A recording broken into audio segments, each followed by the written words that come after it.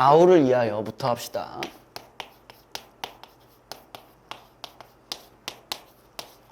확실히 여기가 조금 더 쓰기가 편한 것 같아. 그냥 기분 탓인가? 기분 탓일 수도 있는데 조금 더 편한 느낌이 있어요. 자, 거기에 20번 문제 잠깐 보시면요. 이 작품은 성장소설의 일종이라고 나와 있어요. 성장소설.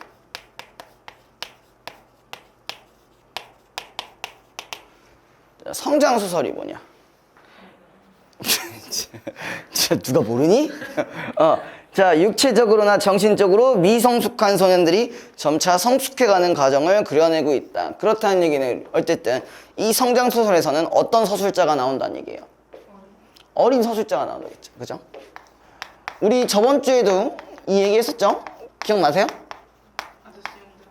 그 박완서 소설 얘기하면서 어린 서술자가 나중에 성장해서 다시 바라보는 성장한 상태에서 바라보는 그런 이제 내용이 있었다고 얘기했어요. 네, 그건 기억나시죠? 그러니까 안 하신 건 기억이 안 나실 수도 있지만 이제 하신 건 기억을 하셔야 돼요, 알겠죠?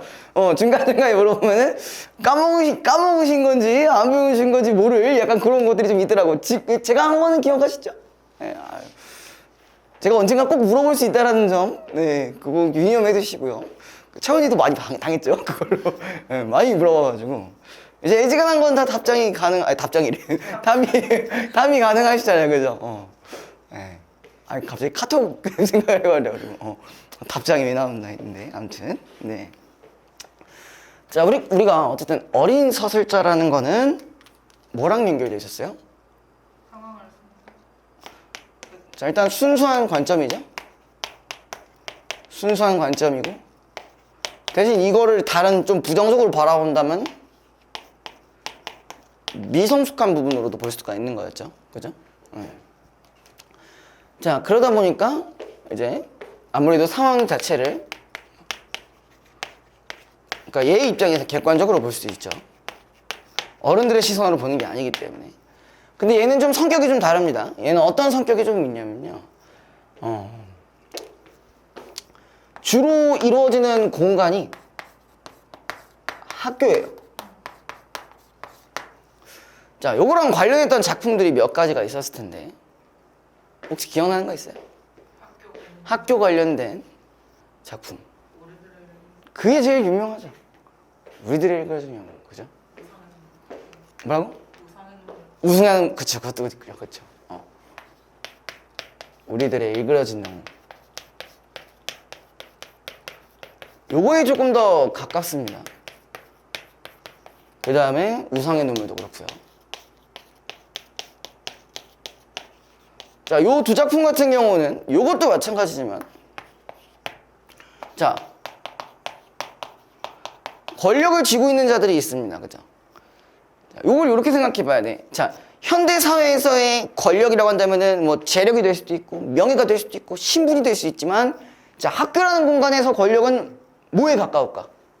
말 그대로 그치, 피지컬적인 어떤 힘이 지배하고 있는 거죠. 그쵸? 말 그대로의 힘이에요. 그죠? 한마디로 여기 권력 구도가 뭐에 가까운 거야? 야생에 가까운 거예요. 맞잖아. 아니에요? 아닌가요? 계급이라고 하시는 거 아니에요? 뭐? 계급도 우리들에서는 계급도 권력 아니었어요? 여기서 계급이 뭔데? 선생님이 새로운 권력자가 되는 지금 아이들만 얘기하고 있는 거야. 아이들만 얘기하는 거야. 얘네 셋 다 공통적인 부분들은 당연히 그런 새로운 어떤 권력자가 나와서 권력 구도가 바뀌고 뭐 그런 거 있지만 지금 그 얘기하려던 건 아니었어요. 예. 아무튼 여러분들이 그런 것들을 겪으실 일은 거의 없으시겠지만 요즘은 그런 거 없잖아요. 그죠? 뭐 애들 때리고 그래? 그렇죠. 응. 막 이 새끼 엄마 일로 와봐 엄마 이러면서 막 괴롭히고 그래? 그 유튜브에 나오는 막 그 일진 막 그런 거 뭐 그러냐고. 안 그러잖아. 요즘 그러진 않죠. 그 정도까지는 아니지. 근데 물론 그런 건 있을 수 있지. 좀 마음에 안 드는 애가, 그러니까 누가 봐도 마음에 안 드는 애가 있어. 그러면 조금 뭐 대놓고는 안 하더라도 좀 배척하는 그런 거는 있을 수 있는 것 같긴 한데, 맞냐? 그죠? 지금처럼 옛날처럼 막 대놓고 그러진 않았을 것 같은데 막 우유 테러하고 그러진 않을 거 아니야. 왜요? 아, 지 교과서에다가 막 씨발 족같은 낙서 존나 하고 막 사물함에 우유 막 버려두고 그 막 책상 같은데 책상 밑에다 자기 처먹은 컵라면 씨발 존나 엎어놓고 책상 밑에 들어가는 거 뭐 있잖아요. 그런 거 있었다니까? 아, 요즘은 없어. 내가 학교를 안 다녀봤지만, 내가 지금 학교를 안 다녀봤지만, 요즘은 그런 거 없잖아. 있어? 저에게는 없는데. 있어요? 요즘 그래도 많이 평화로워졌단 말이지. 옛날에 비해서. 옛날엔 진짜 혼돈의 카오스였습니다. 선생님도 우리를 때리고, 우리도 우리끼리 때리고, 막 혼돈의 카오스였어요. 막 의자 집어 던지고, 뭐 그런 적이 있습니다. 약간 그런 격동의 시기를 견뎌내야 이제 고등학교 졸업을 할 수가 있었는데, 근데 요즘은 좀 아이들이 그래도 좀 착해진 건지, 아니면 좀 다른 방법으로 영약해진 건지, 그건 잘 모르겠으나, 뭐 아는 거 있어요? 없어요? 진짜 평화 그 자체야? 피스, 이너 피스? 다 그런 것이에요? 겉으로 봤을 때는 겉으로 봤을 땐? 아, 겉으로 봤을 땐 그래요? 아니에요? 겉으로도 평화롭지 않아요? 네. 뭐야? 일진 있어요? 아 근데 저 남고 다니다 전화 갔는데 어. 남고에 약간 그런 거 있었던 것 같아요. 아, 남고는 어쩔 수가 없지. 남고는 야생이야. 말 그대로 찐 야생이야. 그건 어쩔 수가 없어. 남고는 대전이라고 했었나? 그치? 그리고 그 지역이 경기도를 벗어나면 벗어날수록 야생이야. 존나 야생이에요. 겁나게 야생입니다. 저는 뭐 어쨌든 수원에 있는 고등학교를 나왔지만 저도 거의 이제 남녀 분반이었어요. 남녀 분반이었는데 똑같았어요. 야생이야. 그냥 조금이라도 족밥 같아 보인다. 그럼 이제 존나 처맞는 거야. 아니 그런 면이 있잖아, 그치? 그러니까 내가 그런 걸 안 당하려면 어떻게 해야 돼? 누가 자꾸 앞에서 깝치고 이럴 때 한 번쯤은 씨발 한번 조져놔야 돼, 그죠? 한 명이라도 조져놔야 돼, 그죠? 조져놔야 조금 우리 내면의 평화 그런 게 있잖아요. 인터페이스 그런데 이제 우리 그런 말 있잖아요. 해구산이라는 말이 있잖아. 해구산 뭔지 알아? 핵을 보유함으로써 전쟁을 억제할 수 있는 거.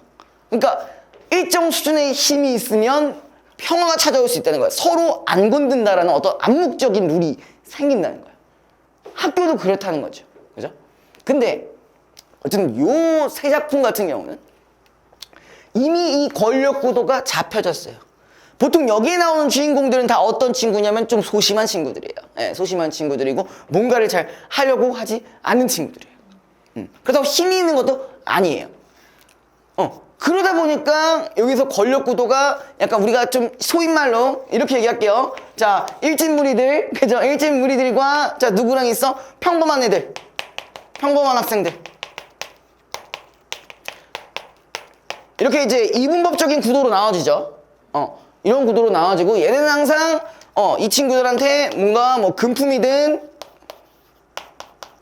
뭐 아니면 뭐 다른 어떤 편이든 뭔가든 착취를 한단 말이에요. 그죠?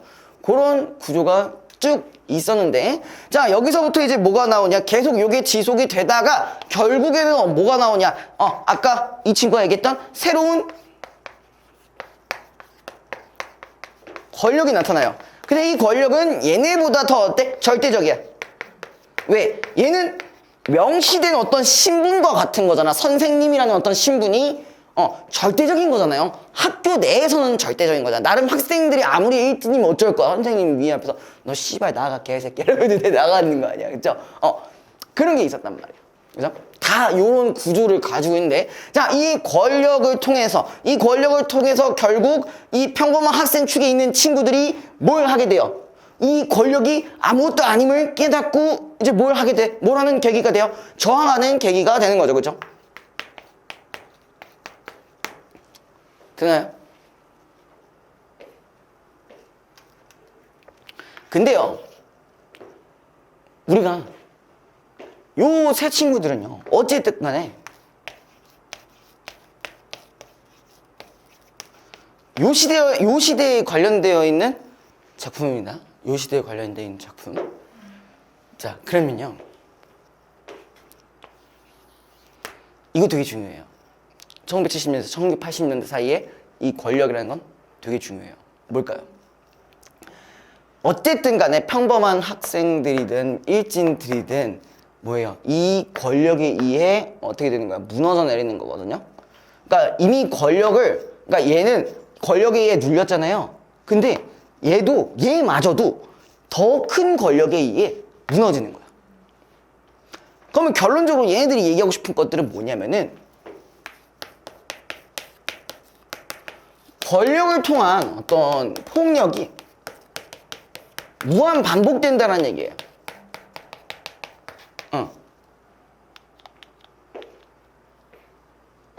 이게 꼭 물리적일 수도 있고 혹은 정신적일 수도 있고요. 그죠?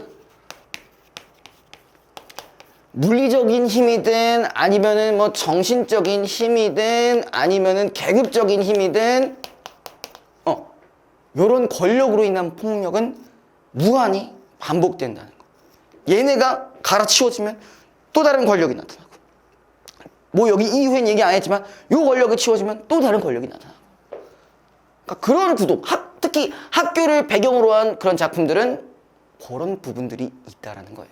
그러니까 요걸 좀 유념해 두시고 문제를 접근하시면 좋을 것 같아요.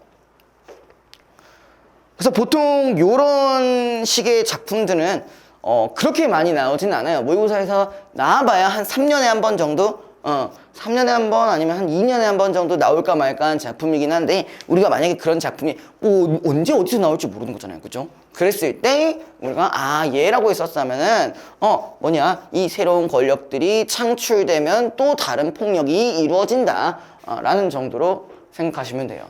실제로 우상의 눈물 같은 경우는 여기에 리더격인 친구가 담임 선생님이 막 얘를 이제 조지려고 한단 말이야. 그래서 뭔짓거리를 해. 애를 아니야, 괴롭히는 거 아니야. 응.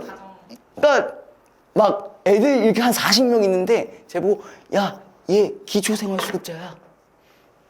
얘네 집 존나 안 돼 보여. 얘네 집 존나 불쌍하대. 엄마도 어디 아프시고 아빠도 돈을 못 버시고 뭐 딸애는 무슨 뭐 버스 안내양 같은 걸 하는데 막 가끔 이상한 걸로 돈을 버는 것 같기도 해. 막 이런 식으로 얘기를 해. 술집에서 돈을 버는 것 같기도 해. 그런 말을 함으로써 얘에 대한 정보적인 우위를 가지고 있음으로써 아이들이 얘한테 공포심이 아니라 동정이나 연민을 갖게 했었죠. 그리고 그걸 통해서 또 학교 선생님은 계속 얘를 불쌍한 아이니까 잘 대해주라고 하고 막 상도 주고 막 이런저런 지원을 해주는데 그걸 거기다 하필 또 다큐까지 찍어가면서 한단 말이야. 그럼 얘의 삶이 완전히 뭐가 되는 거야? 박제가 되는 거잖아. 그래서 결국은 얘는 어떻게 돼? 자퇴하잖아. 그게 어떻게 보면 겉으로 보면 진짜 되게 선의의 마음, 선의로 하는 것 같이 보이지만 결국은 하나의 폭력이었던 거지. 얘는 그렇다고 해서 어떤 새로운 권력이 명확히 나타났다고 보기엔 조금 어렵지만 새로운 권력이 나타나면서 약간 어떤 아이들이 각성을 하게 돼요. 평소엔 이제 덤비지 못한 애들이 이제 진짜 저항을 본격적으로 하기 시작하고 그런 구도가 있으니까요. 사실 본문에 대한 내용 자체는 그렇게 어려운 건 아니지만 이런 구도가 있다는 거 좀 기억을 해두시면 좋을 것 같아요. 자, 봅시다. 자, 애들이 아까 그 밑에도 있었죠?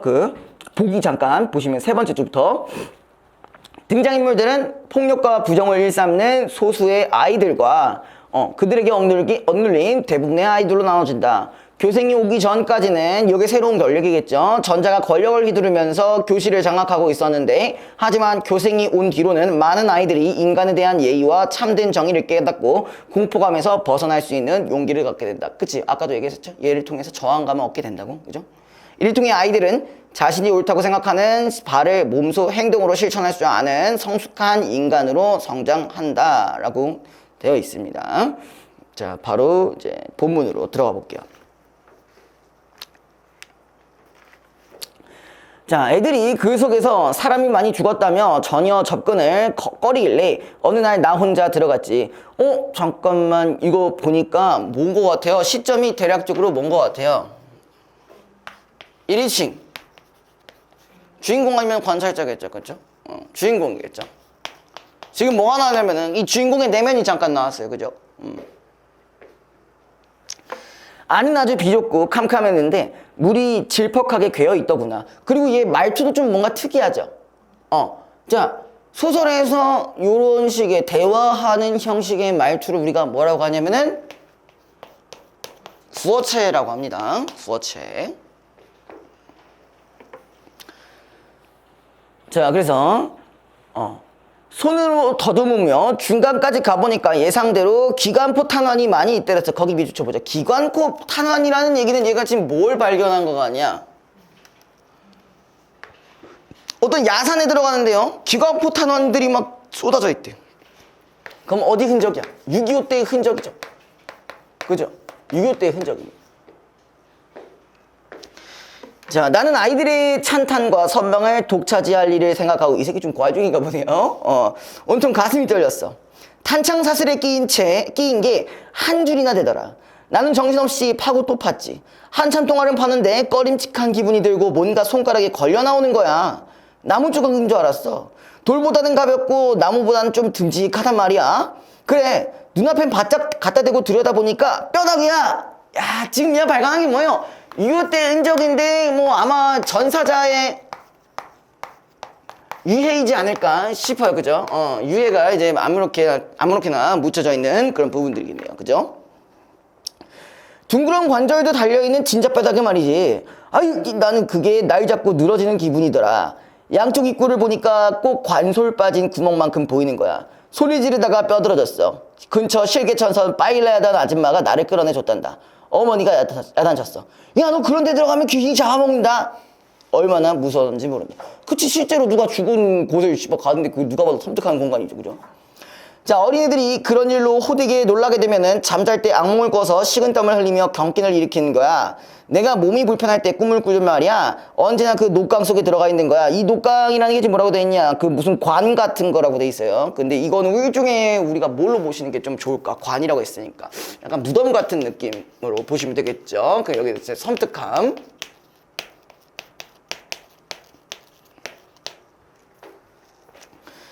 자, 그 다음에 어느 때는 그게 우리 영단 집에 시멘트 굴뚝 속이 되고 피레침 달린 유리공장의 벽돌 도가니 안이 되고 시궁쥐가 많이 사는 공중목욕탕의 하수 속이 되는 거야.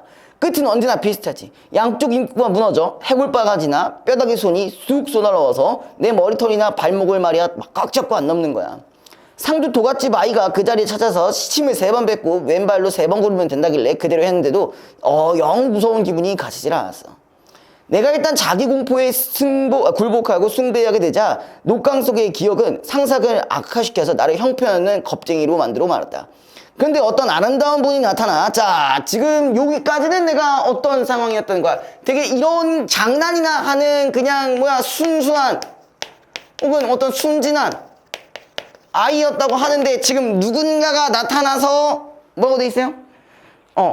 성숙한 아이로 키워놨대. 여기서 그 누군가가 누구냐? 교생입니다. 교생인데 여자 선생님이에요. 근데 여러분들도 아시잖아요. 자, 교생 다 겪어보셨죠? 그럼 너네 교생은 보통 그거야? 그 모교 출신들? 그치? 있어요? 해봤었어요? 1학년 때 했나? 지금은 2학년 때 없었지? 2학년 때도 있었어? 막 수업해 주시고? 항상 그게 있잖아요. 로망이라는 게. 그 당시 경생. 나이 차이 얼마 안 나는 누나 아니면 오빠 막 이런 느낌이란 말이야. 그냥 막 뭔가 되게 잘생기고 솔직히 그렇게 잘생겼던 것도 아닌데 괜히 막 잘생겨 보이고 이뻐 보이고 그런단 말이야. 그죠? 괜히 교생 막 번호 따가지고 막 맞아요, 저희 인스타 막 이런 거. 그래 막 그런 거 하잖아요. 그죠? 그렇게 하면서 막 쭉 끝까지 저는 끝까지 연락할 거예요 막 이러면서 이제 하다가 결국 1년만 지나도 안 하죠. 저도 이제 교생 갔을 때 저는 이제 사실 담당하는 반은 이제 남학생반이었거든요. 그러니까 저희 학교 자체가 뭐였냐면은 남녀 분반이라고 아까 얘기했었잖아요. 저도 모교로 갔어요, 교생을. 모교로 갔는데, 사실 이제 오히려 남학생들은 진짜 나한테 뭐 어떤 정이 하나도 없었어요. 물론 나도 없었지만 나도 저도 없었어. 솔직히 별로 아무튼 그렇고 그랬는데 이제 같이 이제 수업하는 반이 걔네만 있진 않을 거 아니에요. 막 여학생 반도 가고 뭐 어디도 가고 그때 당시에 그 내 담당 선생님이 그러니까 내 교생 담당 선생님이 국어였어. 같은 국어였어요. 그래서 이제 국어 수업을 할 때 이제 내가 가서 한두 번 참관하다가 제가 수업하고 막 그랬거든요. 근데 저는 이미 그때 당시부터 학원을 다니고 있었기 때문에 수업적으로는 살짝 약을 팔면서 다 하고 다녔겠죠. 그죠? 그러다 보니까 이제 남자애들 쪽보다 여자애들 쪽이 막 번호 막 물어보고 막 그랬었단 말이에요. 근데 항상 얘기했잖아요. 그럼 뭐하노? 그럼 뭐해? 1년이면 끝나. 1년이 뭐야? 3개월 만에 다 잊어요. 의미가 없어요. 물론 가끔 연락이 오는 애들이 있기는 합니다만 뭐 그거는 뭐 솔직히 그건 말이 안 되고요. 나는 내 생각에는 원래 연락을 안 하는 게 맞지. 굳이 뭐 연락해서 뭐 합니까? 저는 그렇다고 해서 지금 학교에서 하고 있는 것도 아닌데, 그죠? 아무튼 보통 이제 이 교생 새로운 인물이 등장했다라는 것 자체로 얘가 성숙해지는 계기가 됐다라는 게 아까 보기에서도 이미 나왔습니다. 그죠? 자, 그 다음에 눈빛처럼 신 대학생 여학생 칼라디로 얌전히 비서 묶은 머리를 길게 따느렸고 목소리가 노래하는 듯 다정한 분이었어. 그냥 대학생 4학년 뿐인데, 그죠? 네. 어떻게 보면은 그렇잖아요. 여러분들 다 교생 만나는 분들이 다 대부분 몇 살일걸요? 여자로 따지면 한 23 정도 됐을 거고요. 남자는 한 25, 26 이 정도 됩니다. 예. 전 26대 갔어요. 아무튼 그때 갔었고 솔직히 별 나이 차이 안 나 보이죠, 그죠? 그죠? 말만 이제 교생인 거지 사실은 이제 대학생이었던 것. 여러분들 4년밖에 차이 안 났었다라는 거. 예. 아무튼 나름대로 교생 재밌긴 재밌었어요. 알잖아. 맨날 교생 수업하면 뭐 해달라고 그래. 맨날 뭐 자꾸 첫사랑 얘기를 해달래. 무슨 첫사랑이에요. 예, 저의 첫사랑은 솔직히 솔로 푸시 있는 정도라서 네, 그래서 한 1시간 해주랬어요. 그게 딱 나오더라고. 이게 첫사랑이. 예. 여러분들이 원하시는 아주 그냥 실패작들만 모여놨기 때문에 아주 재밌게. 솔직히 첫사랑 성공한 거는 뭐 의미가 없잖아요. 그죠? 그거 들으려고 오는 거 아니잖아. 내가 존나 차였다는 게 중요한 거 아니야? 그죠? 그걸 듣고 싶어서 온 거잖아. 너의 진짜 첫사랑을 듣고 싶은 게 아니라 너의 실패한 사랑을 듣고 싶다고. 그게 니들의 그거 아니야? 너네들의 그 원업이 아니야? 그지? 너네가 생각하는 것들? 그치? 니즈가 그거잖아. 그죠? 그래, 이루어지면 재미없잖아. 그죠? 이루어지지 않고 파국이거나 아니면 내가 열심히 차이거나 그거밖에 없잖아요. 예, 저 그거 다 얘기해줬어요. 네, 그래서 막 초등학교 때부터 막 4년 좋아했던 사람이 있었는데 내가 그래가지고 막 계속 좋아하면서 티도 못 내고 막 이러다가 막 내가 용기를 내서 막 뭐 빼빼로데이 때 한 2, 3만 원짜리 존나 큰 거 그때 당시에는 존나 비싼 거였는데 아무튼 그걸 줬는데 그 다음날 쓰레기통에서 발견됐다. 막 이런 거 있잖아. 그런 거. 그러면서 나는 이제 짝사랑을 하면 안 되겠다. 라면서 이제 딱 마음의 다짐을 하는 거죠. 근데 그게 그럴 리가 있나. 중학교 때 가서도 또 똑같이 했다가 또 똑같이 차이고, 또 똑같이 했다가 또 똑같이 차이고. 그렇게 되는 게 반복이죠. 그쵸? 항상 그래요. 네. 항상 반복된다는 걸 모르고 자꾸 멍청하게 그런 경우가 있단 말이죠. 그죠? 아무튼 뭐 저는 그런 것 때문에 이제 나중에 뭐 제가 이전에도 얘기했을 수도 있지만 제가 고백 자체를 이제 안 하게 되는 그런 지경까지 이르게 됩니다. 예. 뭐 사귀는데 고백이 왜 필요할까요? 그죠? 눈이 맞고 막 마음이 맞으면은 뭐 말을 안 해도 벌써 뭐 행동만 보면 거의 남자친구죠. 그죠? 그렇게 다 시작하는 겁니다. 그죠? 원래 사귀는 건 뭐 고백을 받고 뭐고 할 필요가 없습니다. 그냥 봤을 때, 우리 딱 봐도 그런 느낌이야. 그럼 그런 거예요. 그렇다고 착각하지는 마세요. 착각하면은 될 수 있죠. 나는 분명 여자친구로 생각했는데 쟤는 모르는 거예요. 씨발 이러면은 답이 없어요. 알겠죠? 네. 자, 이제부터 제 본격적인 내용입니다. 자, 여자 교생이 와서 반장인 영내 행포를 저지하자. 여기 나왔네요. 자, 어디 가냐? 여기. 얘가 일진으로 대표되는 인물이 일단 영내네요. 영내. 그죠? 왜요? 아는, 짝사랑했던 친구야? 아니요. 죄송. 지금 나오는 이름. 그래서 영내 행포를 저지하자 반의 아이들은 그녀를 따르고 영내에는 반항을 한다.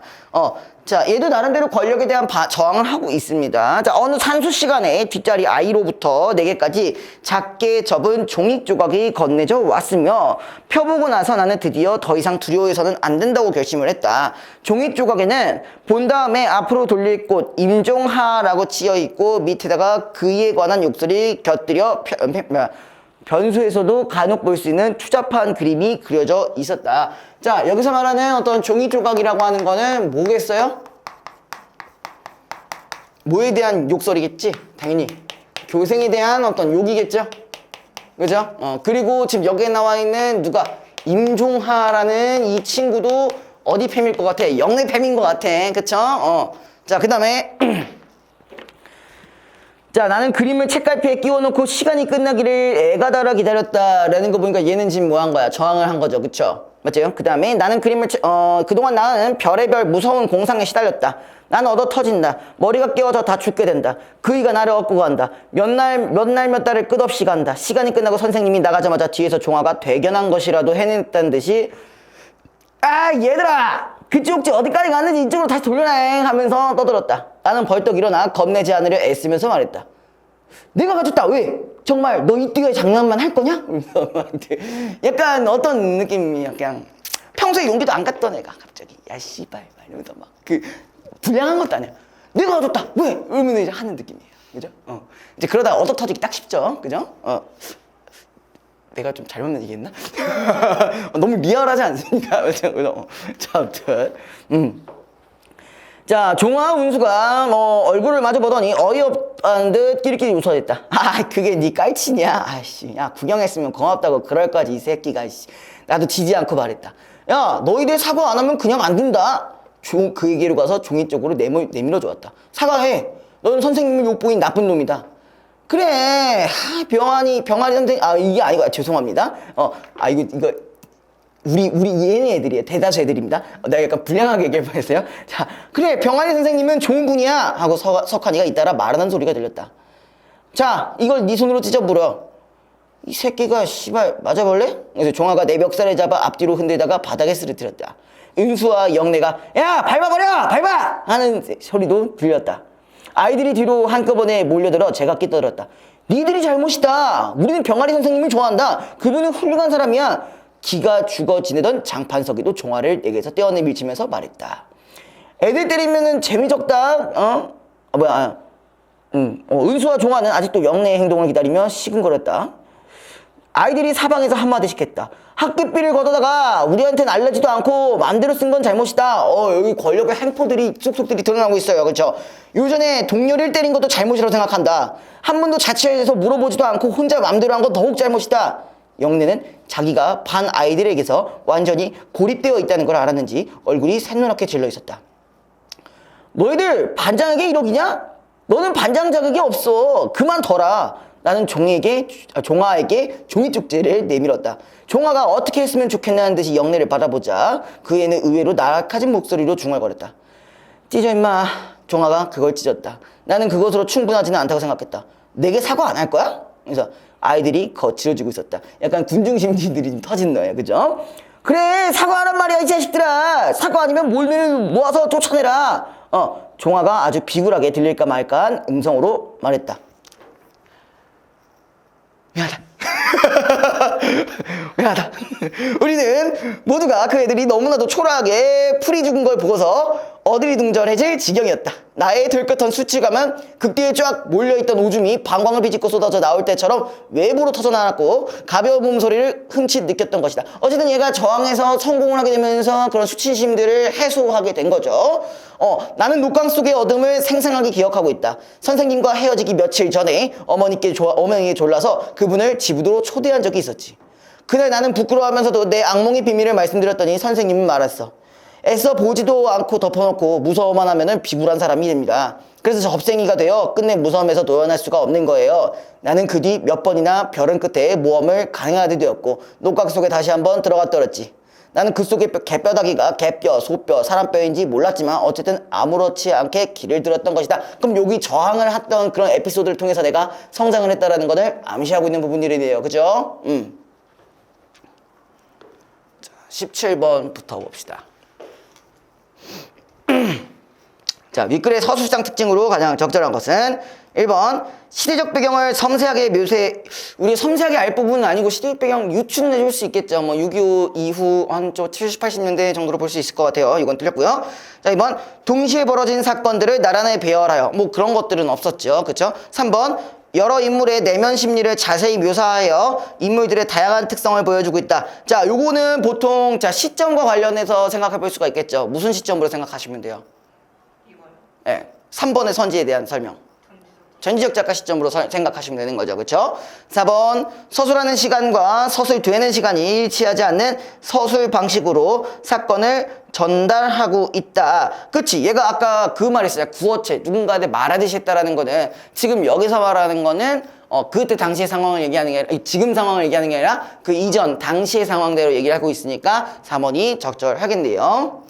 자, 5번 기억과 니은에 대한 이해로 적절하지 않은 것은 기억이 뭐였냐? 녹강이고 니은이 어디겠니? 종이 조각이네요. 그쵸? 일단 기억 같은 경우는 약간 공포의 공간 혹은 얘가 겁을 먹었던 공간으로 볼 수 있고 종이 조각은 어떻게 보면은 저항을 하게 되는 어떤 일종의 매개체로 볼 수도 있겠네요. 그죠? 자, 일단 이걸 기준으로 볼게요. 자, 1번 기억은 나가 선망의 대상이 되기 위해 그 관종짓 하려고 그죠? 아이들이 좋아하는 탄원을 찾으러 들어간 장소이다. 맞겠죠? 2번 기억은 필요에 따라 굴뚝 속이나 도가니 안으로 변형되면서 자, 여기서부터 틀린 게 뭐예요? 필요에 따라가 틀렸죠. 필요에 따라. 필요에 따라 변한 게 아니라 시시각각 변한 거잖아. 그렇죠? 그래서 이거는 틀렸고요. 3번은 니은은 나가 무서운 공상에도 불구하고 종아에게 맞서는 일을 결심하게 하는 소재. 아까 그 말씀 드렸죠. 방금. 4번 니은은 나의 뒤로 몰려든 아이들이 영른의 패에게 적극적으로 반항하게 되는 계기를 제공한다. 맞겠죠? 5번 니은은 나가 좋아하는 선생님에 대해 영랩의 패가 품고 있는 반감을 짐작하게 하는 소재다. 연결될 겁니다. 그 다음에 39번 A에 대한 분석으로 적절한 것은 자, A 부분은 결국 뭐야? 어떤 특정한 저항을 통해서 수치심을 이제 더 풀어낼 수 있었다라는 얘기였잖아요. 그쵸? 자, 그 부분이 이제 어디 있냐? 1번, 그동안 영내내내 패의 만행을 보고도 선뜻 나서지 못한 나의 부끄러운 감정, 그거 전혀 상관이 없었죠. 수치심이 해소됐다고 했으니까. 자, 2번, 예상과 달리 영내내 패가 당당하게 나서지 못하는 걸 보고 실망? 아니죠. 3번, 아이들과 함께 영년의 패를 물리치면서 부끄러움을 해소한 나의 통쾌한 내면 감정이 암시되어 있다. 사이다였잖아. 그죠? 3번이 정답이겠네요. 자, 20번. 보기는 아까 읽었으니까 선지로 바로 넘어가도록 하겠습니다. 1번. 녹강 근처에 침을 3번 뱉고 왼발로 3번 구르는 나의 행위에서 미성숙 상태에서 두려움을 벗어나기 위해 애쓰는 인물의 노력을 짐작할 수 있겠다. 충분히 연결 가능하겠죠. 그죠? 2번 쪽지를 펴본 후에 네가 나가 두려워해서는 안 된다고 결심하는 장면에서 성장을 통해 인간에 대한 예의를 알아가는 인물의 모습을 엿볼 수 있다. 그거 누가 알려준 거야? 인간의 예의. 교생이 알려줬기 때문에 충분히 연결 가능할 겁니다. 3번 나가 종아에게 쪽지를 찢어버리라고 요구했을 때 영른의 패가 보여주는 반응에서 그들이 교실을 장악해온 과정의 부정함을 짐작할 수 있겠다. 여러 가지가 있었죠. 학급비도 그렇고 자치위원회도 지들이 알아서 하고 막 그런 부분이 있었죠. 4번 영래가 학급비를 지가 마음대로 사용한 것을 문제 삼는 아이들의 태도에서 권력자의 부정한 측면을 비판적으로 바라보는 인물들의 인식을 확인할 수 있다. 연결 가능하죠? 5번 나가 병아리 선생님의 충고에 따라 녹강 속에 다시 들어간 데서 자신이 정의롭다고 여기는 것을 행동으로 실천하는 성숙한 인간의 모습. 뭐가 틀린 것 같아요? 일단 녹강 속에 다시 들어갔다. 이 부분도 뭐가 좀 이상하죠? 그냥 이거를 생생하게 기억하고 있다는 거지. 충고가 녹강 속으로 들어가 보라는 게 아니었잖아. 그죠? 이걸 극복해 보라는 얘기였잖아요. 그죠? 그래서 답은 5번입니다.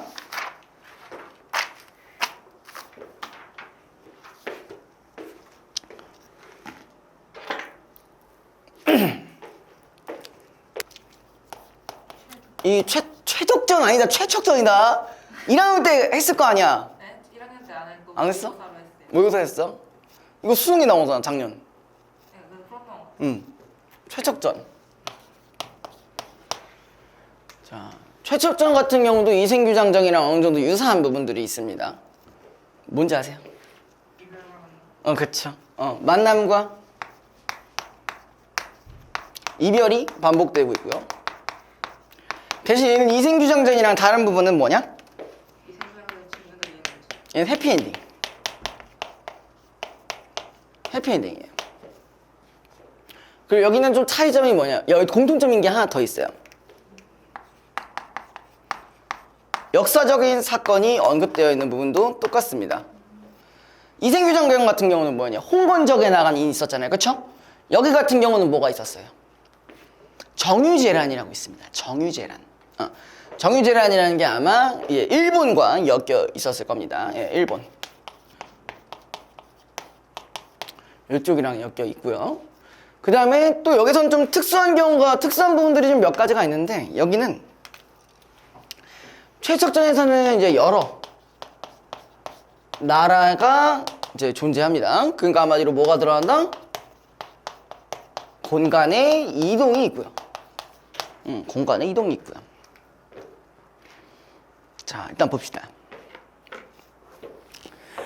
정유재란 시기 전라도 남원에 살던 최척은 일본인의 포로가 된 아내 오경과 여러 흩어진 가족을 찾아 헤매던 차에 명나라에 들어간다. 자, 최척이라는 인물이 있고요.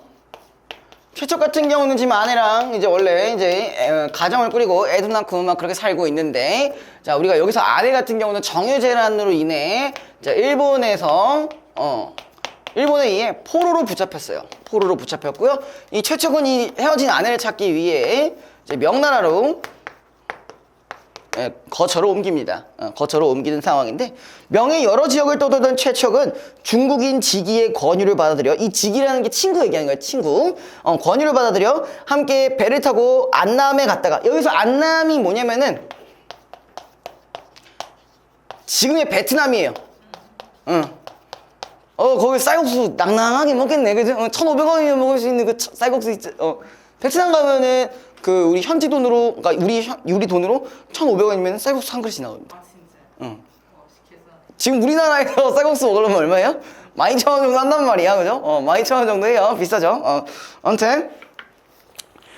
자, 근데 여기서 안남에 갔다가 그곳에서, 자, 우연히 동그라미 서시고, 자, 우리 우연히 이거 많이 나오죠? 고전소설에서 자주 언급되는 우연성과 연결이 됩니다. 그죠? 우연성과 연결이 돼요. 그래서 어떤 노랫소리를 듣는데, 자, 여기서 노랫소리가 대충 뭐겠어요?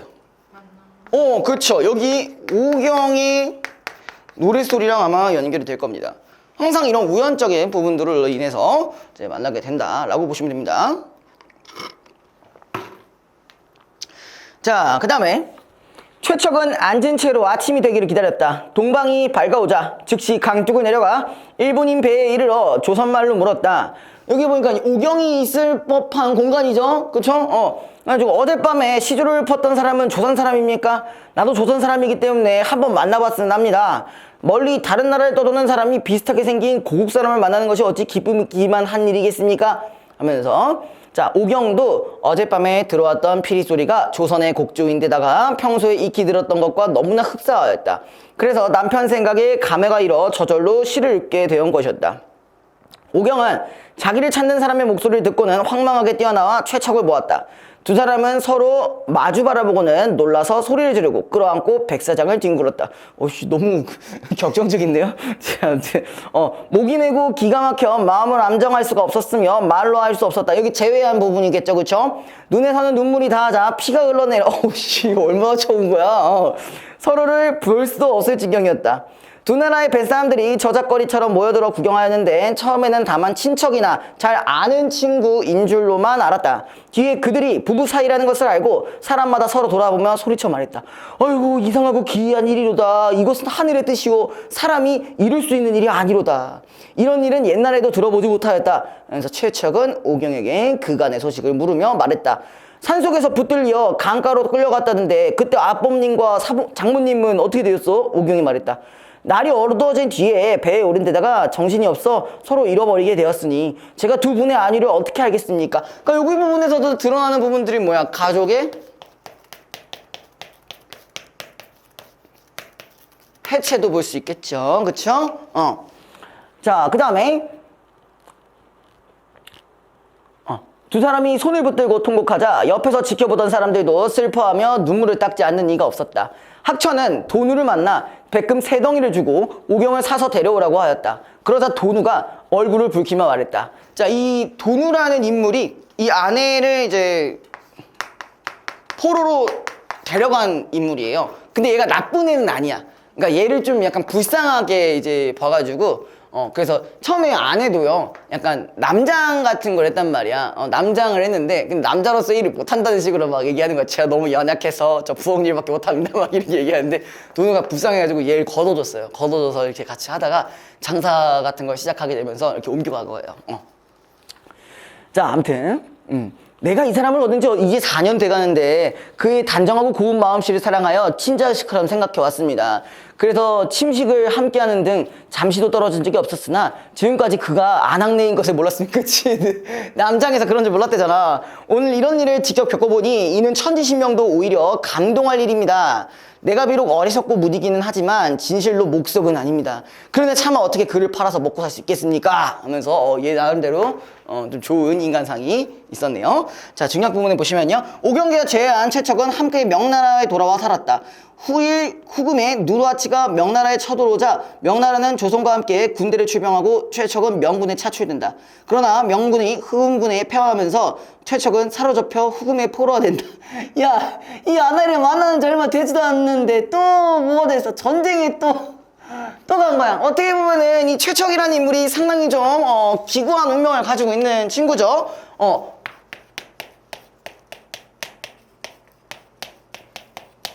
근데 이 기구한 운명 중에 가장 대표적인 부분들이 전쟁에 많이 휘말렸다는 부분이었어요. 그쵸?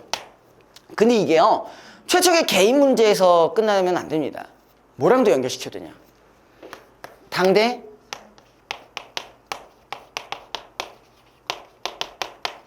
조선의 3 정도로 보시는 게 좋겠죠. 그쵸? 일본에도 치이고 중국에도 치이고 막 그랬던 우리 민족의 아픔으로 확장을 시켜주셔야 됩니다. 자, 이때 최척의 장남인 몽석이는 몽석 아들이야 아들. 자, 남원에서 무학으로 군대에 차출되어 원수 강온립에 휘하 있었다. 누르하치는 항복한 조선 병사들을 나누어 가두었는데 마침 최척과 몽석이 한 곳에 아내를 만났는데 아내 또 다시 잃어버리고 이번에 아들을 만났어. 야, 씨. 하지만 아버지와 아들은 마주하고도 상대가 누군지를 알아보지 못했다. 몽석은 최척의 조선말이 어설픈 것을 보고 본래 명나라 병사 중에 조선말을 할 줄 아는 이가 후금 군대에 죽임을 당할까가 두려워 조선 사람 행세를 하는가 보다 여겼다.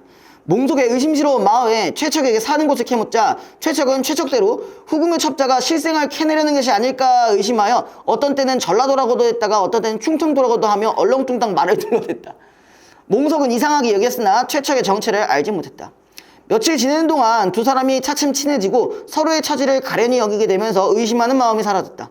최척은 자신이 겪어온 일을 사실대로 몽석에게 말해주었다. 몽석은 최척의 말을 들으면서 안색이 바뀌고 서로 놀라며 반신반의하는 상태에서 최척의 죽은 아들 나이가 몇이며 신체상의 특징이 있는지 물었다. 최척이 이렇게 대답했다.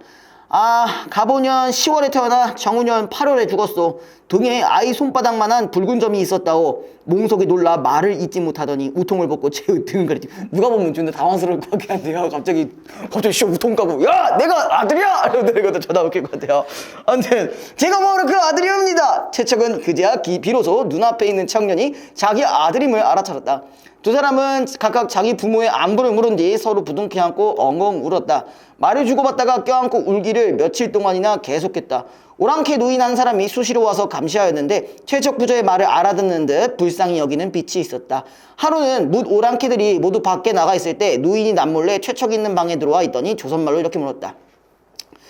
야, 너희들이 그 소리내어 우는 모습을 보니 처음 여기 오던 때와는 뭔가 다른 듯하다. 무슨 일이 있는 게냐? 들어보고 싶다. 최척 부자는 화를 당할까봐 고지고대로 말하지 못했다. 그러자 노인이 말했다. 두려워할 것 없다. 나도 본래는 포양도 삭주에서 병사로 있었는데 고을부사의 가렴주구가 너무 길어. 자, 가렴주구가 뭔지 아세요? 그 세금을 막 수도 없이 걷어내는 그 행위를 가렴주구라고 합니다. 탐관오리의 행위죠. 그래서 온 가족이 오랑캐 땅에 들어와 산지 벌써 10년이다. 와보니 이곳 사람들은 성품이 정직하고 가렴주구도 일삼지 않더라. 여기서도 중국과 우리나라에 대한 이제 비교 가능하겠죠. 이때 당시에 이 조선이 약간 탐관오리들이 많아지기 시작했다는 거랑 연결시키면 되겠네요. 벼슬아치들의 매질에 시달리며 움츠리고 살 이유가 뭐 있겠냐. 누르아치는 내게 정예병사 80명을 주며 조선 사람들이 달아나지 못하게 감시하라고 했지. 근데 지금 너희들이 하는 말을 들으니 참으로 기리하니이다. 내가 비록 누르아치에게 질책을 받겠지만 어찌 너희들을 놓아주지 않을 수 있겠느냐 하면서 노인은 이튿날 신장을 주면서 자기 아들더러 새끼를 일러주게 하여 최척부자를 달아나게 했다. 어떻게 보면 여기서 노인도 조력자의 역할을 하는 부분이겠네요. 그죠? 자, 그다음에 A, B에 대한 이해로 가장 적절한 것은 자, A가 제외했던 부분이죠. 근데 A가 누구랑 제외? A는 아내와 제외, B는 몽석이와의 제외죠. 대신 몽석이와 제외 같은 경우 한 번에 알아보지는 못했잖아. B에서는 알아보지 못한 부분이겠네요. 자, 1번 A는 초월적 세계의 개입. 우리 전기적 요소 아예 없었잖아요. 그죠? 그럼 넘어가시면 되고요. A에서는 서로의 관계를 식별하지 못하는, 바로 알아봤잖아. 그죠? 그 다음 3번 B에서는 짧은 문장으로 최척의 얘가 영웅적 활용을 했다기보다 그냥 평범한 사람 중에 하나였죠. 4번 A와 B 모두에서 만남의 대상인 오경과 몽석에 대한 최척의 반가운 마음. 오경은 있는데 몽석은 아직 모르잖아. 그죠? 5번 A, 오경의 내면과 있죠? B의 몽석의 내면은 자 모두 서술자가 심리를 직접 설명하는 방식. 그 전지적 작가 시점이니까 충분히 연결이 가능하겠네요. 자, 그 다음 2번 윗글에 나타난 조선말에 대한 이해로 적절하고 적절하지 않은 것은 자 1번 최척이 일본인들에게 조선말로 말한 것은 오경과의 만남을 지연시키는 결과. 오히려 일본인들만이 있으니까 조선말을 알아듣는 건 오경밖에 없을 거 아니야. 더 단축시키는 효과가 같겠죠. 그죠? 2번 최척의 어설픈 조선말은 그게 고국떠나 오랫동안 낯선 나라를 떠들어 살아왔음을 안시한다. 연결될 거고요. 3번 최척이 구사한 조선말은 그가 몽석이 최척의 민족적 정체성에 대해 이심을 갖게 하는 원인으로 작용하였다. 맞겠죠? 그쵸? 맞는지 아닌지 모르잖아. 그치? 4번 최척과 몽석이 조선말로 나눈 대화는 오랑캐 노인이 두 사람에게 연민을 품게 되는 계기를 그쵸? 맞고 최척과 몽석은 오랑캐 노인이 조선말로 말을 건넸음에도 불구하고 그에 대한 경계심을 늦추지 않았다. 그치? 감시했던 역할로 보이니까요. 그죠? 3번 보기를 바탕으로 윗글을 감상할 때 적절하지 않은 것은 최척전은 당대 동아시아 질서에 대한 작가의 인식을 담아낸 작품이다. 최척의 가족이 전란으로 인해 이산하여 유령했던 체험을 담은 이 작품은 시공간적 배경을 확장하여 일본, 중국, 만주 등 동아시아 여러 나라의 현실을 망라하고 있다. 작가는 역사적 변화의 소용돌이 속에서 고통을 받았던 우리의 민족의 모습, 아까 말씀드렸던 이 부분이랑 충분히 연결이 가능하겠죠? 그죠? 그 다음에 최척 일가를 돕는 각 나라의 다양한 인물들을 호의적인 태도로 함께 그려내었다. 작가는 이를 통해 동아시아의 국제적 시대에 대해 자민족 중심의 편협함에서 벗어난 긍정적 시간을 제시하고 있으니까 다른 민족들도 착하게 표현을 한 거 보니까 그죠? 1번 보겠습니다. 남편과 재해한 오경의 처지를 딱하게 여기고 도움을 베푸는 일본인 도누의 모습에서 민족 간의 차이를 뛰어넘는 보편적 인간인을 확인할 수 있고 충분히 연결 가능하겠죠. 2번 누르아치의 치세를 조선보다 더 긍정적인 모습으로 전달하는 오랑캐 노인의 말에서 왜 이렇게 말한 거야? 조선에서는 막 가렴주고가 있었는데 여기 와서 때리지도 않는다 말한 얘기 하잖아. 그죠? 기억나시죠? 작가가 자민족 중심의 편협한 시각에서 벗어나려 했음을 읽을 수 있다. 연결될 거고요. 3번 최척의 가족이 고난을 헤쳐나가는 과정에서 서로 다른 민족이 화합하는 모습을 부각한 점에서 동아시아 질서를 바라보면 작가의 긍정적인 시작을 엿볼 수 있다. 연결 가능할 거고요. 4번 오랑캐 노인이 자신에게 닥칠 불이익에도 불구하고 최척 부자를 풀어주는 장면에서 조선에서 함께 겪은 가렴주구가 민족적 동질감에 기반이 되고 있느냐 그냥 같은 민족이니까 그런 거겠죠. 5번 최척과 몽석이 오랜 세월이 흐른 후에야 낯선 나라의 감옥에서 비로소 만나는 대목에서 당대의 동아시아 질서 속에서 약소민족이 겪어야 했던 이산의 고통을 짐작할 수 있다. 이거 이산이라는 게 뭔지 아세요? 맞아요. 그거 맞아요. 가족의 해체 부분입니다.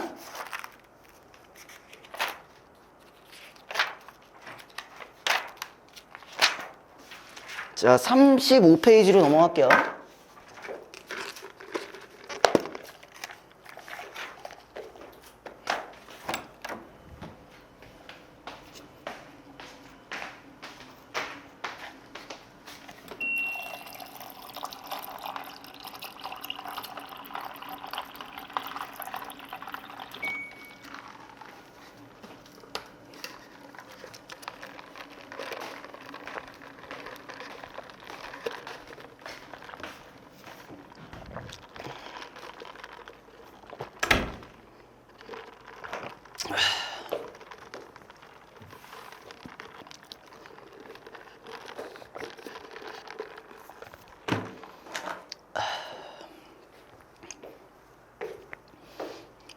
근데 이거는 내가 다른 국어쌤들이 어떻게 수업하는지 몰라서 그러는데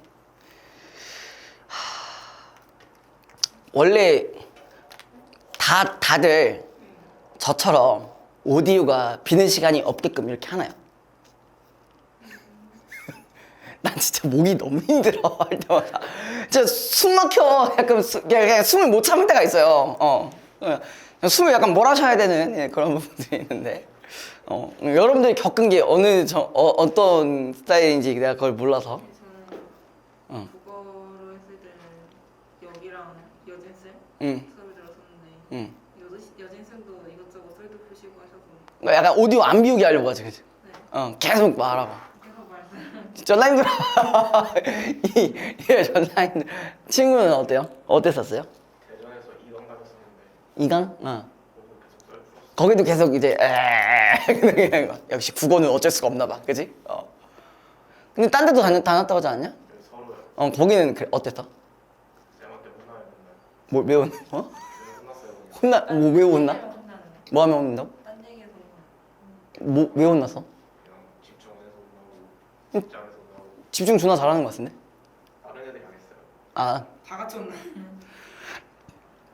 원래 뭐 저는 애들이 몇 명이든 딱히 저한테 집중을 못하는 애를 못 본 것 같은데 한 15명 지금 15명 정도 지금 있는데 저쪽에 분당에 그 정도 있는데 딱히 집중 못하는 애가 없었던 것 같아. 한 명 정도는 약간 눈이 풀려가지고 이러다가 다시 깨어나고 그러긴 하는데 그랬던 적은 없는 것 같아요. 예, 그냥 제가 아니 혼낼 걸 뭐 굳이 수업 시간에 수업 시간에 그럴 시간이 없죠.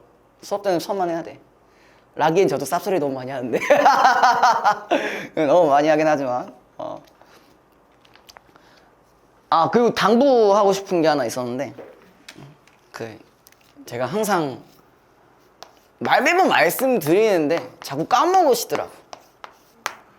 우리 클리닉 때는 어쨌든 모의고사는 어차피 당연히 여러분들이 와서 같이 풀고 뭐 피드백까지 다 하니까 상관이 없는데 우리 과제로 주어졌던 거 있잖아요. 그쵸? 그러니까 반드시 클리닉 때 뭘 가져오셔야 되냐면은 본교재 좀 제발 가져오세요. 요거 좀 제발 가져오세요. 풀고 가져와. 그래 질문을 할 수 있잖아. 너 질문 안 했지? 에이씨. 끝나고 할래? 아니요. 뭐 아니오야? 아니 별로 그냥 모르는 게 없다고? 질문할 거 많은 그럼 내가 질문한다? 안 돼요. 안 된다고? 왜? 자신 있다며. 안 돼요. 별로 질문할 거 없다며. 그럼 내가 질문하면 되잖아. 일찍 가야 돼요. 왜 어디 가야 된다고? 일찍 가야 돼요. 일찍 가야 돼? 나도 집에 일찍 가고 싶어. 난 9시까지 있어야 돼. 그래요. 또 수업 있어요. 또 수업 있지. 또 수업 있죠. 진짜 이번 주 월요일 날은 제가 진짜 무조건 제가 배너 디자인 만듭니다. 진짜. 배너 밑에 세우게. 한다고 그렇게 생각을 했는데 지금 못한 게 벌써 한 달이나 돼. 쌤이 그런 거 있었는데. 맞아. 배너 디자인 봐줘라면서 찰옥수수? 그거 알아. 나 그거 알아. 나 찰옥수수 같은 뭐 찰진강이 말하면서 나 그거 나 들었어. 그 기억나. 진짜 옥수수 맛. 진짜 레알 있었잖아. 난 뭘로 해야 되냐. 찰떡으로. 찰떡으로?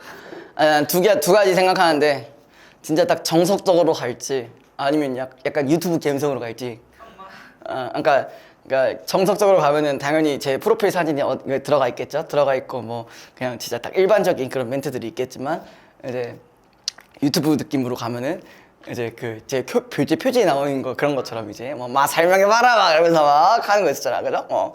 그러면서 이제 뭐 약간 우리의 오답은 뭐 좀 다른 뭔가 좀 차별점이 있는 것처럼 있는 것처럼면 있어 씨발 내가 질문할 거라니까 내가 질문할 거라고 설명해 봐. 그 조교쌤은 그렇게까지는 안 하시잖아, 그렇지? 나는 할 거야. 나는 해. 채원이는 겪어봐서 알잖아. 그래서 아마 학기 중 되면은 뭐 저랑 하실 수도 있어요. 저랑 이제 뭐 클리닉 시간대가 맞으면은 저랑도 할 수 있으니까 네, 알고 계시면 될 것 같아요. 대신 저랑 하면 좀 각오하고 네, 하셔야 돼요. 아 근데 제가 이건 장담할 수 있어요. 모의고사 성적은 진짜 존나 빨리 오릅니다. 진짜로 진심으로. 그 지금 좀 많이 유지라고 해야 되냐? 오른 거냐? 뭐라고 해야 되냐? 그냥 학교 안 가니까 쌩쌩해진 거 같기도 하고. 아 그래 그런 거야? 그렇다기에는 수업 한 달에 바로 왔는데 뭘? 아그 이적 뻔하고 바로 오는 수학만 보다가 그걸 봐서 잘 보이는 건가? 지금 3학년 친구들은 우리가 방학 시간 때 이제 뭘 하냐면 실전 모의고사를 풀어요. 그러니까 딱 아침 시간에 맞게. 국어는 아침에 풀면 졸려서 그러라고 하는 거야. 아침 컨디션에 적응하시라고. 너 그럼 수능 때도 졸려서 못 풀겠다고 할 거야? 아니 그건 아니지. 그건 아니잖아, 그렇지? 그러니까 긴장감이 일시적으로 조성됐다고 이제 그때 당시에 일시적으로 조성된다고 바로 풀 수 있는 게 아니잖아요. 실전적으로 어느 정도 감각이 있어야만 할 수 있는 부분이니까. 그래서 일단 지금은 이제 방학이 끝나가고요. 이제 여러분들이 겨울방학이 되고 만약에 겨울방학 됐을 때도 저를 계속 보시게 된다면은 여러분들이 원한다면 실전 모의고사를 바로 적용할 수 실전 모의고사는 시간대를 아침으로 시간대를 아침으로 구성해서 시험 모의고사 보고 같은 시간에 보니까 이제 아예 같은 시간에 제가 해설 강의를 하고 그다음에 나머지 것들에 대한 피드백을 이제 과제집이랑 이런 것들은 1대1로 계속 해드리고 그렇게 할 예정입니다. 네. 훨씬 마음에 들지 않아요? 그죠?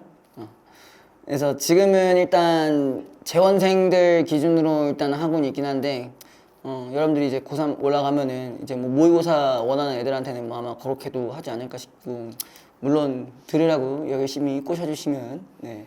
친구 없이 게임을 좋아하실지 모르겠지만 그 제가 약간 기프트 카드를 드릴 수도 있지 않을까 싶어요. 예, 일단 데리고만 오세요.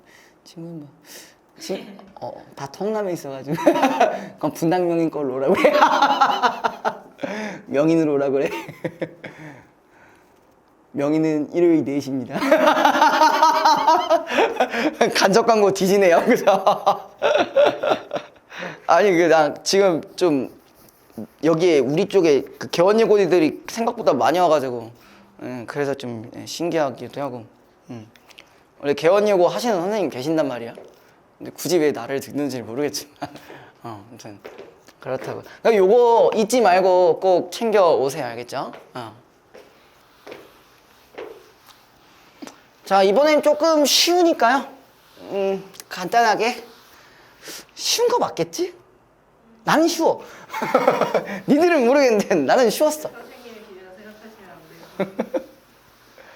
너네들은 모르겠지만 나는 어쨌든 쉬워요.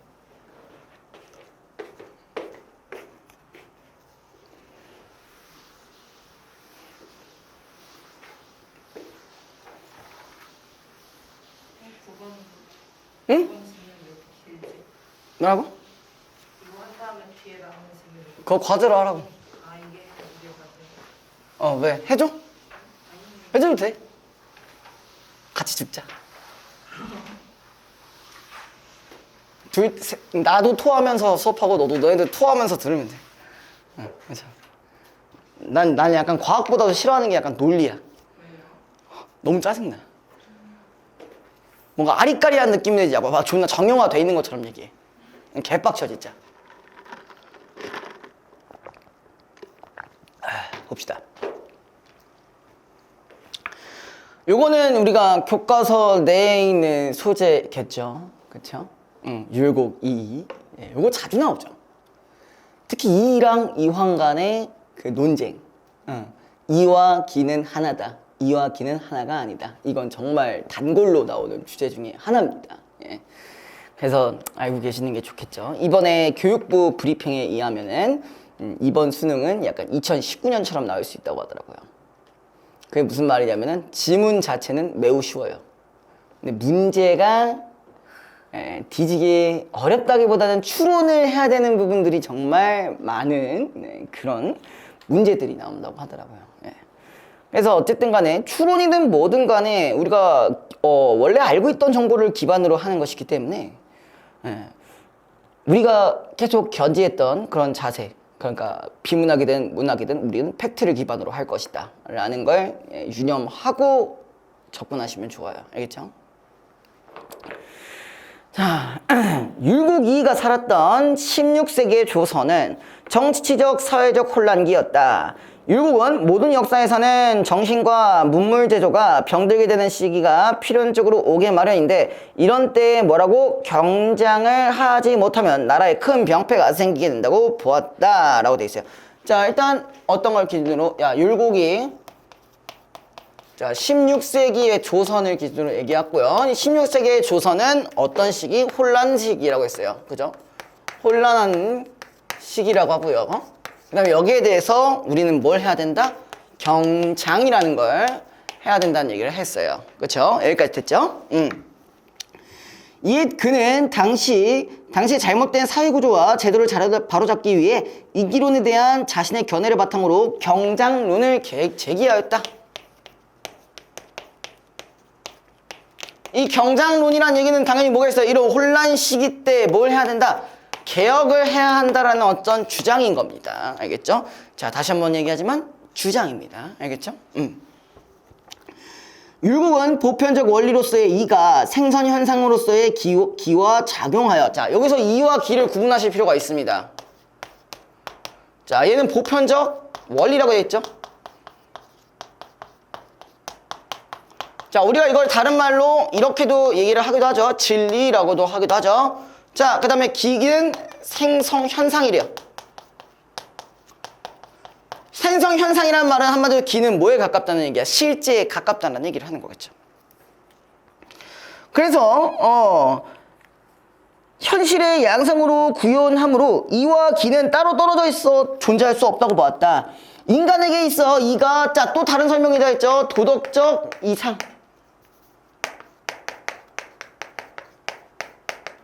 도덕적 이상이라고 한다면은 자, 기 부분은 뭐라고 되어 있냐? 이를 깨닫고 실행하고자 하는 마음이다 라고 했어요. 이를 통한 실현하고자 하는 어떤 마음.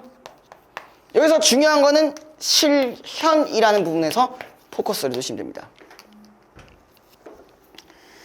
자, 인간의 마음은 가변적이므로 이게 무슨 말일까? 마음은 왔다 갔다 하기 때문에 도덕적 이상이 제대로 실현되지 않기도 한다. 그쵸? 아까 제가 실현이라는 게 되게 중요하다고 했잖아. 근데 마음은 계속 바뀌기 때문에 실현하는 마음도 바뀔 수가 있기 때문에 도덕적 이상이 제대로 구현되지 않을 수도 있다는 얘기겠죠.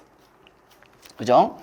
그 다음에 이때 보편적 원리에 바탕을 주고 기의 변화를 추구한다면은 다시 깨우쳐 이를 온전히 실현할 수 있다. 한마디로 뭐야? 이 실현을 할 때 이를 기준으로 만약에 목표를 삼고 한다면은 더더욱 실현할 수 있다는 얘기겠죠. 그죠? 자, 이를 사회개혁의 차원으로 확장한 율곡의 경장론이다. 즉 국가에 있어 기에 해당하는 군신이 자, 군신. 자, 여기 하나 더 넣어볼 수 있겠죠. 자, 군신.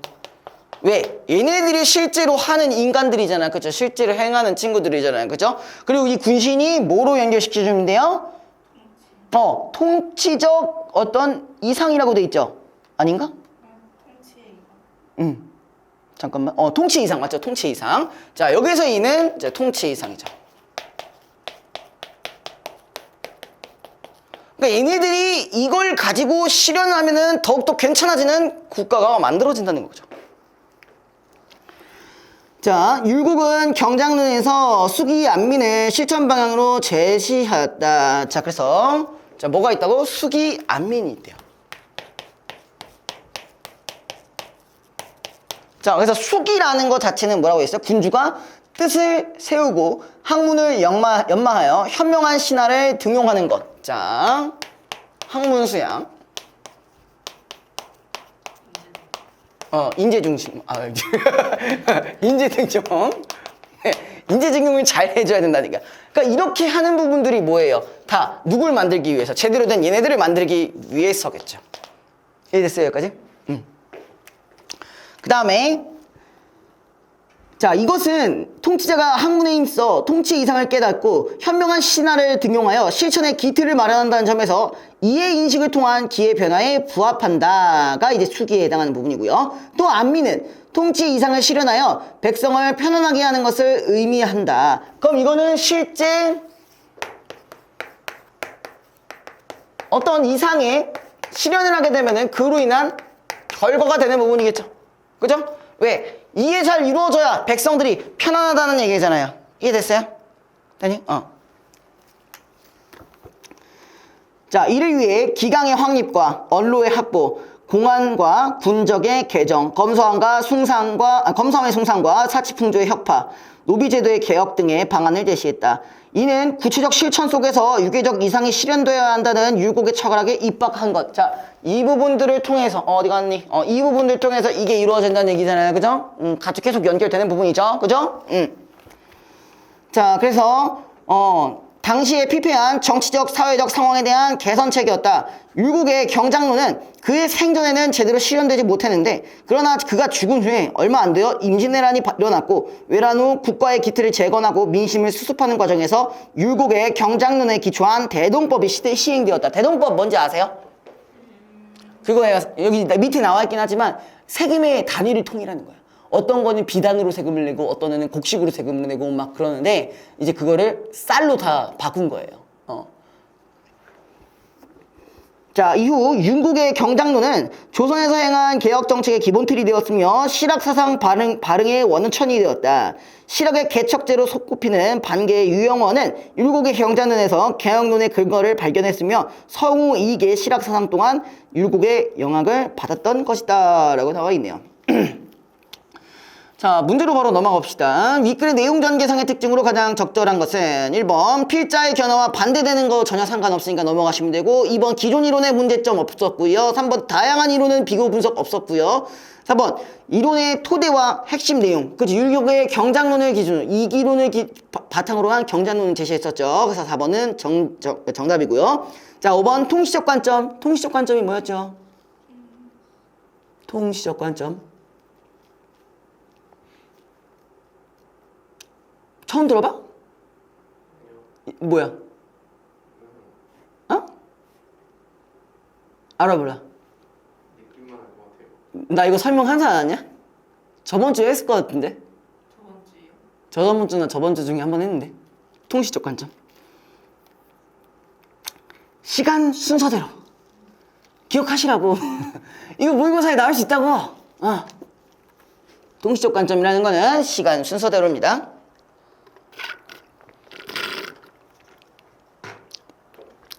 자, 7번 A 대 B의 관계에 해당하는 것만을 보기에서 있는 대로 고른 것은, 자, A가 뭐고 이 A가 이고요, B가 기였어요. 자, 이 둘의 관계가 뭔지를 봅시다. 자, 1번 기역, 검소함의 숭상, 현명한 신하. 이건 뭘까요? 검소함의 숭상이 이야? 실천이잖아. 그럼 기잖아. 그죠? 둘 다 기랑 기기 때문에 틀렸네요. 그죠? 자, 니은 보편적 원리, 인간의 마음. 보편적 원리, 우리 이는 보편적 원리라고 했잖아. 그지? 그럼 인간의 마음은 여기잖아. 기잖아. 그지? 자, 그 다음에 디귿, 현실의 양상, 생성현상. 현실의 양상은 뭐였어요? 그게 어디 있냐면요. 자, 두 번째 문단 첫 번째 줄부터 나와 있어요. 이가 생성현상으로서의 기와 작용하여 현실의 양상으로 구현된다. 그러면 생성현상은 뭐야? 기잖아. 그지? 현실의 양상은 이가 기에 적용됐을 때 얘기하는 거죠. 그러니까 이라고 볼 수가 없는 거지. 이해됐어요? 그래서 이건 틀렸고요. 자, 리을 통치 이상 군주. 통치 이상은 이 확실히 여기 있었죠? 그죠? 여기 도덕적 이상, 통치 이상. 그 다음에 군주, 기였죠. 그죠? 자, 8번. 윗글을 바탕으로 보기를 이해한 것으로 적절하지 않은 것은, 자, 자손이 조선의 옛집을 지키고 있는데 지은 지 오래되고 제목도 묵어서 집이 썩어 곧 무너지려고 하므로 대목을 못 만나면 수리할 수 없다고 할 때 이 대목이 뭐냐? 대체할 수 있는 어떤 큰 나무들이죠. 그죠? 집주인은 천리길이라도 멀다 하지 않고 급히 대목을 구하겠습니까? 그렇지 않으면 대목을 구할 수 없다는 핑계로 가만히 앉아서 집이 무너져 내리는 것을 지켜보고만 있겠습니까? 그럼 이 얘기는 뭐예요? 이런 혼란스러운 상황에서 경장을 해야 된다는 얘기죠. 개혁을 해야 된다는 얘기죠. 그죠? 파단이 생긴 정치를 경장하는 것도 이것과 무엇이 다르겠습니까? 사람의 마음은 옛 풍속을 편하게 여기고 세상의 습속은 이전에 하던 방식에 푹 빠지곤 하여 뜻하지 않은 엄청난 재앙을 빚어내는 일이 많습니다. 라고 하니까 이걸 기준으로 선지를 봅시다. 자, 1번 뜻하지 않은 재앙을 피하기 위해서는 그 전에 경장을 실현하는 것이 필요하겠다. 맞겠죠? 2번 조선의 옛집을 수리하는 것은 대동법을 시행한 것과 같은 맥락으로 볼 수 있겠다. 대동법이 뭐야? 실제로 실현한 거잖아. 개혁한 거잖아. 그죠? 이건 맞는 말이잖아. 이 집 자체를 나라로 바라본 거잖아요. 맞아요? 3번 옛 풍속을 편안히 여기는 것은 유교적 이상에 따른 안민의 결과? 야, 옛 풍속을 편안히 여기는 거는 뭐야? 바꾸지 않겠다는 얘기잖아. 그럼 이건 전혀 안 맞는 말이죠. 3번은? 그죠? 안민의 결과가 아니죠. 3번이 정답이고요. 4번 대목을 구할 수 없다는 핑계를 대는 사람의 마음은 이에 바탕을 두고 경장하면 바라잡을 수 있겠다. 그럴 수 있겠죠. 5번 천리길을 가서 대목을 구하는 것은 군주가 뜻을 세우고 현명한 신하를 두명하는 수기와 관련될 수 있겠다. 맞죠? 그래서 여기까지 하시고 올게요. 물만 좀 가져오고.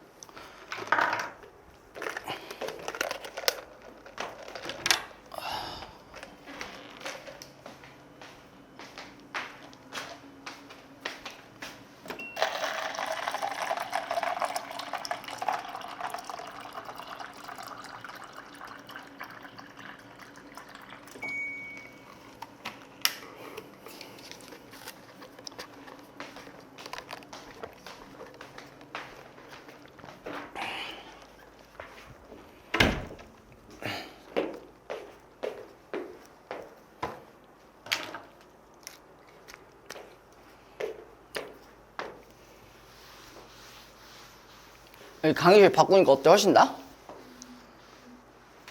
훨씬 나? 맨날 여기세요.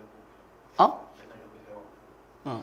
아니 나 저기서 하다가 훨씬 더 편하지 않냐? 여기가 확실히 더 넓게. 이 좁은 데서 못하겠더라고. 여기가 그래도 한 두세 명 정도는 괜찮은데 한 6, 7명 이상 되면은 진짜 복작복작 해가지고 진짜 내가 땀이 다 나더라고 진짜.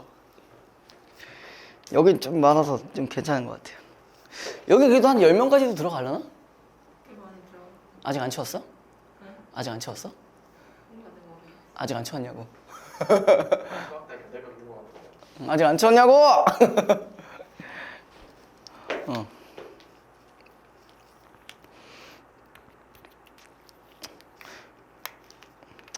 고2 때 얼른 정신을 차려야 되는데 내신이 조금 애매할 것 같으면 빠르게 이걸 준비를 해야 되는데 그걸 모르는 애들이 너무 많아요. 그렇지 않냐? 근데 분당 애들은 그런 거 막 그거 벌써 알잖아 다. 여긴 아직 모르는 것 같아. 여기는 공부를 안 해요. 학교 뭐 갈 생각을 안 해 그러면? 그건 아니지 않아? 그건 아니잖아. 그걸 어떻게 빠질 생각 하는데 빠질 생각을 한다고?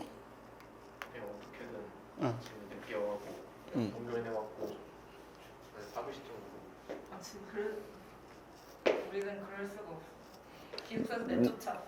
15분 되면 나가야지. 막 8시부터 그렇게 한 7시, 8시 15분까지 나가야 되거든. 40분부터 계속 3학년 급식 시간입니다. 50분에 2학년 급식 시간입니다. 8시 이제 1학년 급식 시간입니다. 한 다음에 8시 15분 전, 8시 15분 전입니다. 막 이동하세요 이러면서. 밥을 몇 분 만에 먹어야 되는 거야 그러면? 기숙사에서 나가야 되는 거니까. 거기서 밥 먹고 이제 바로 수업 듣는 거? 급식실에 가서 밥을 먹고 급식실로 가는 거. 급식실은 공반에 있으니까. 급식 맛있냐? 네. 아, 급식이 어제 마시고 이미 다 탈주했을걸. 그래? 애들이 맨날 그래서 맨날 애들이 밥 때문에 산다 그래? 애들이 밥에 진심이에요. 그래? 맨날 그 반에 들어오면 옆에 작게 칠판 이런 거 있잖아요. 응. 거기에다가 메뉴 적어놓냐? 조식, 중식, 석식 다 바꿔놓고 그래도 그 새끼 다 괜찮나 보지? 막 랍스터 나오고 그 큰 쟁반 이런 쟁반은 아니고 뭐라고 해야 되지? 트레이에 담아 먹는 거? 세트? 뷔페처럼? 뷔페처럼 담아 먹는 거 얘기하는 거 아니야? 아침은 비슷하게 그 뷔페처럼 나오고 어. 그리고 저기 무슨 국수집이나 이런 데 가면은 그쇠 그릇 이런 거 있잖아요. 응. 거기다가 진짜 이렇게 주니까 응. 국수나 이런 거. 응. 그건 좋죠. 너희도 꽤 잘 나오지 않냐? 근데 저 전학 오기 전 학교가 진짜 돈이 많았거든요. 응. 그런데 있다가 여기 오니까 적응이 안 되는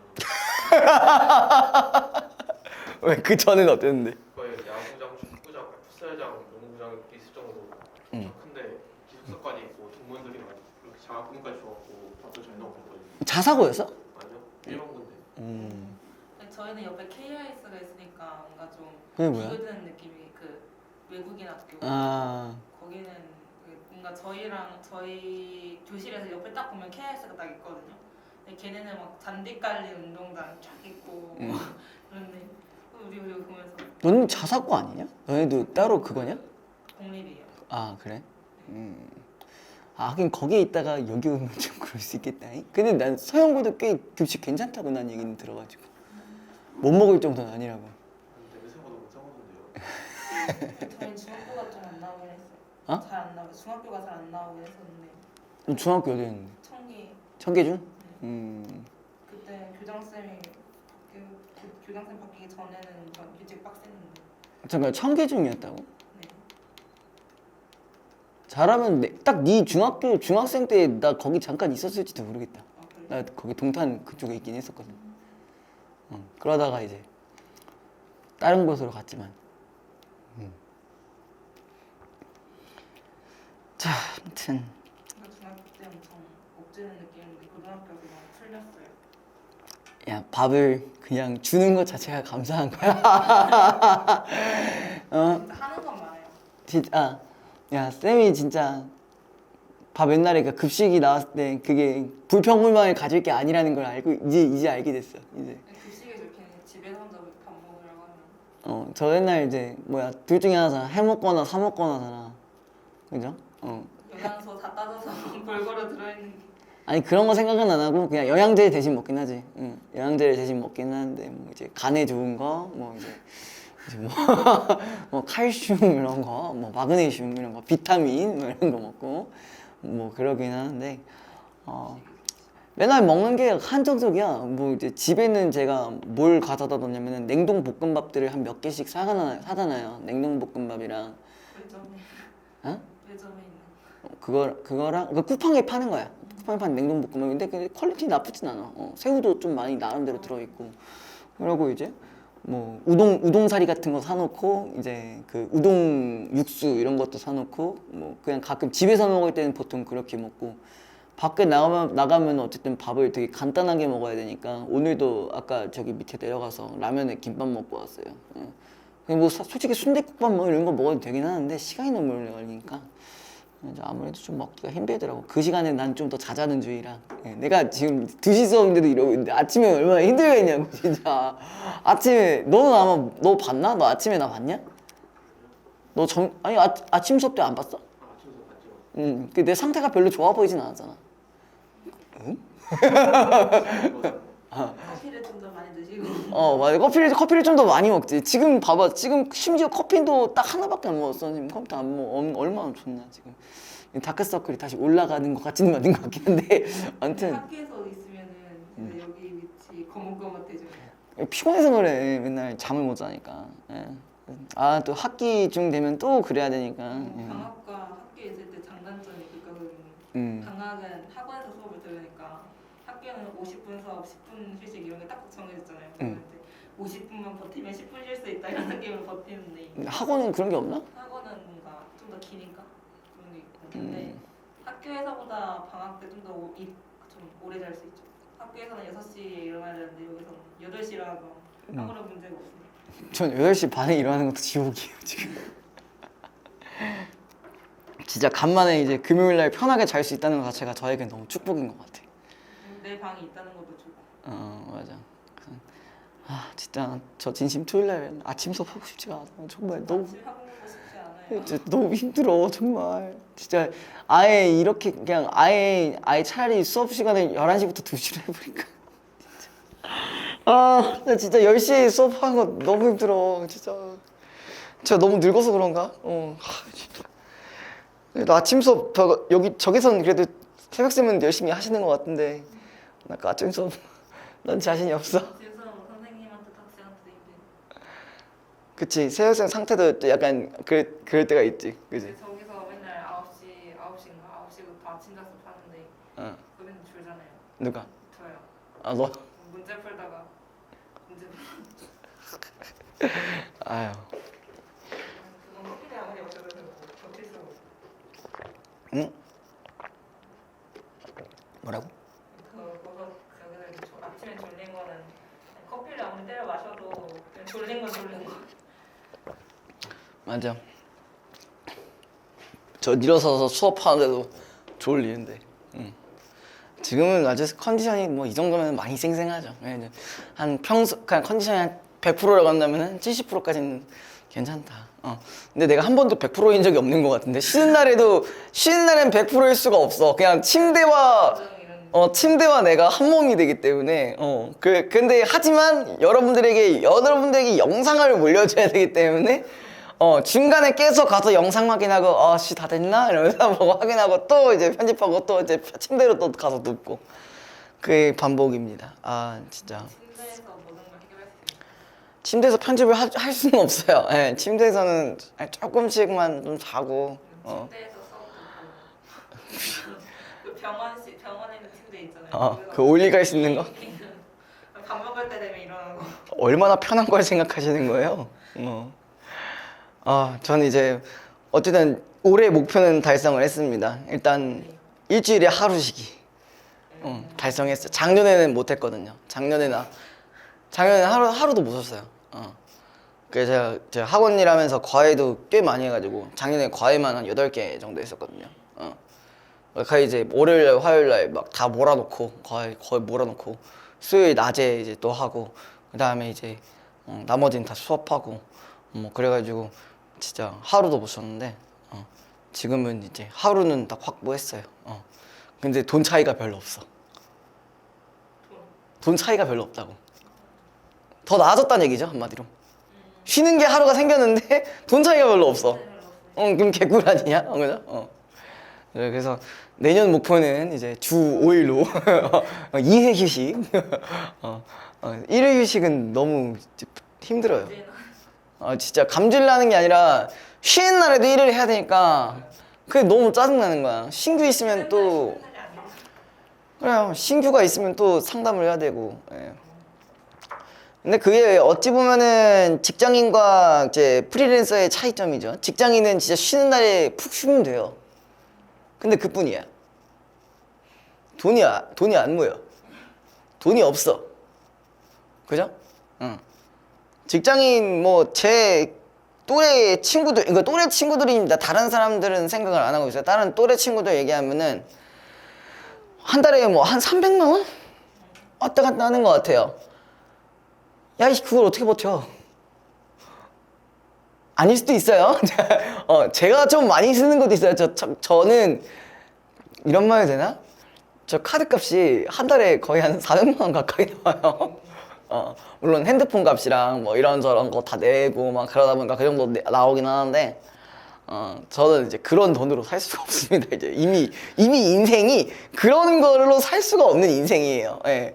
그래서 저는 많이 벌어야 됩니다. 저는 열심히 벌어야 돼요. 그러니까 이걸 한 거고 이제 쉬는 날에도 일을 하는 거죠. 예, 쉬는 날에도 공부하고 쉬는 날에도 영상 작업하고 제가 이 짓걸 솔직히 안 해도 상관은 없는 것 같긴 해. 뭐 영상 그냥 이렇게 편집 안 하고 올려도 상관은 없긴 하지만 그래도 이왕이면은 뭐 똑같은 거도 좀 더 퀄리티 있게 해주면은 뭐가 좀 낫지 않을까. 실제로 애들이 그걸 느낄지 안 느낄지 모르겠지만 여러분들이 영상을 봐서 와 씨발 음질 개쩐다 이렇게 생각할 건 아니겠지만 진짜 이게 근데 이거를 웃긴 게 음질 같은 거는 낮은 곳에서 높은 곳으로 들었을 때는 별로 체감이 안 되는데 근데 이걸 듣다가 이제 그게 안 돼 있는 걸 들으면 존나 답답해.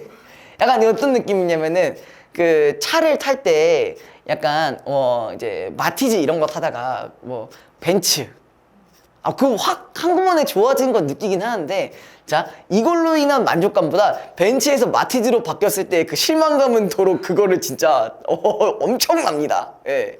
물론 아직 벤치를 타본 적은 없어요. 벤치는 아직 아니지만, 예.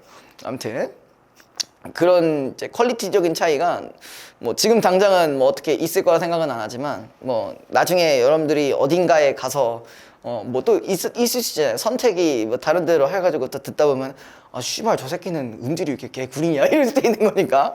예. 그런 면이 좀 있지 않나 싶어요. 또. 자, 또 가봅시다. 자, 오늘날 우리가 사용하는 역사라는 단어에는 두 가지 의미가 있는데, 자, 하나는 과거에 실제로 일어났던 일이라는 뜻이고, 다른 하나는 과거를 탐구하여 기록한 것이란 뜻이다. 이처럼 역사에 두 의미가 있는 것은 두 의미의 역사가 모종의 관계를 맺고 있다는 점을 시사한다. 그러니까 일단은, 자, 우리가 역사는 말 그대로 진짜 실제로 일어난 일, 그죠? 일어난 일과 그것을 기록한 일로 나눠진다고 했죠. 그죠? 그래서 요 두 간에 뭐가 있다는 정도만 알아두시면 된다. 어떠한 관계가 있다는 것만 알아두시면 일문단은 뭐 더 얘기할 게 없습니다. 그래서 이제 그런데 이 관계를 어떻게 규정할지에 대해서는 두 갈래의 상이한 입장이 존재한다고 했으니까, 자, 이 관계에 대한 입장 차이가 이 두 가지로 나눠지겠죠. 그래서 지금 가장 첫 번째 나온 게 뭐냐면은 실제론적 역사관이에요. 그죠? 실제론적 역사관.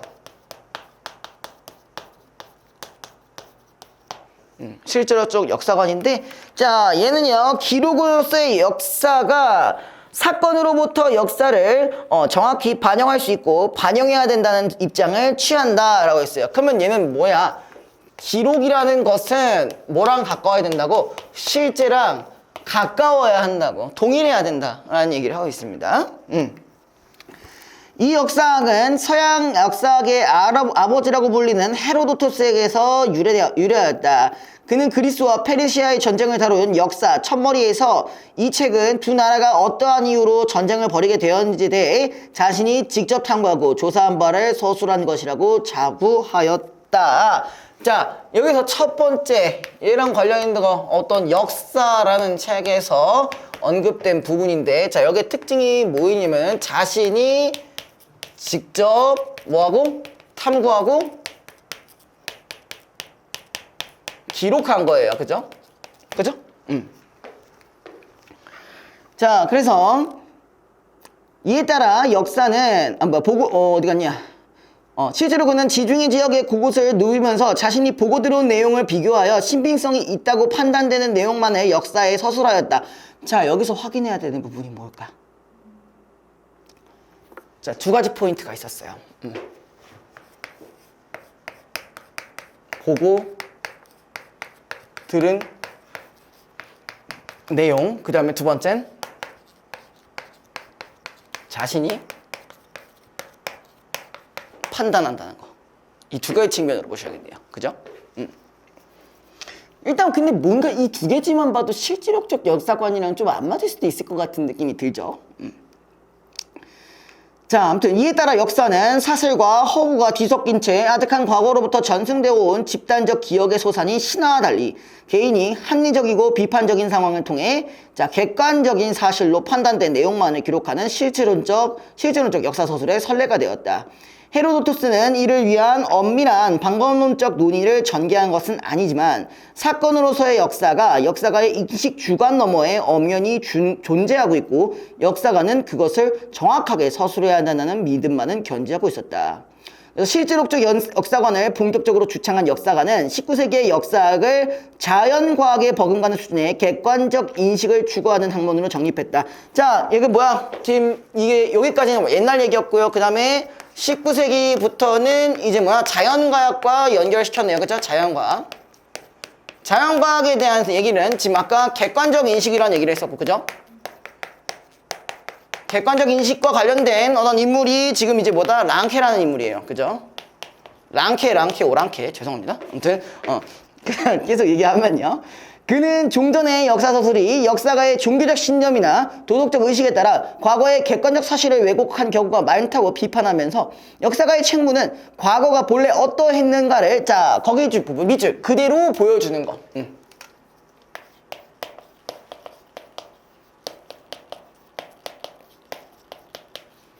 그대로 보여준다는 게 제일 중요한 부분이었어요.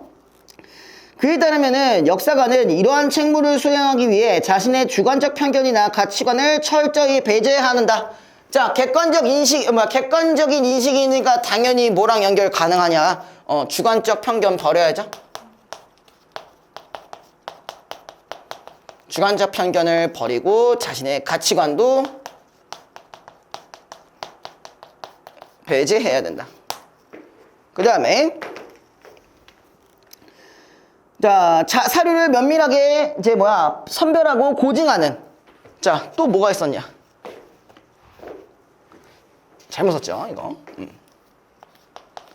자, 또 뭐? 사료를 고증해야 된대요. 판별하고 정확히 고증을 해야 된대요. 그죠? 엄격한 사료 비판을 거쳐야 한다. 이를 통해 역사가는 과거 사건들의 밑바탕까지 파고 들어가 개별적인 사건들을 원인과 결과의 필연적인 사슬에 연관지어야 한다. 이러한 작업만이 실제 사건으로서의 역사를 정확하게 기술할 수 있다는 것이 랑케의 주장이었다.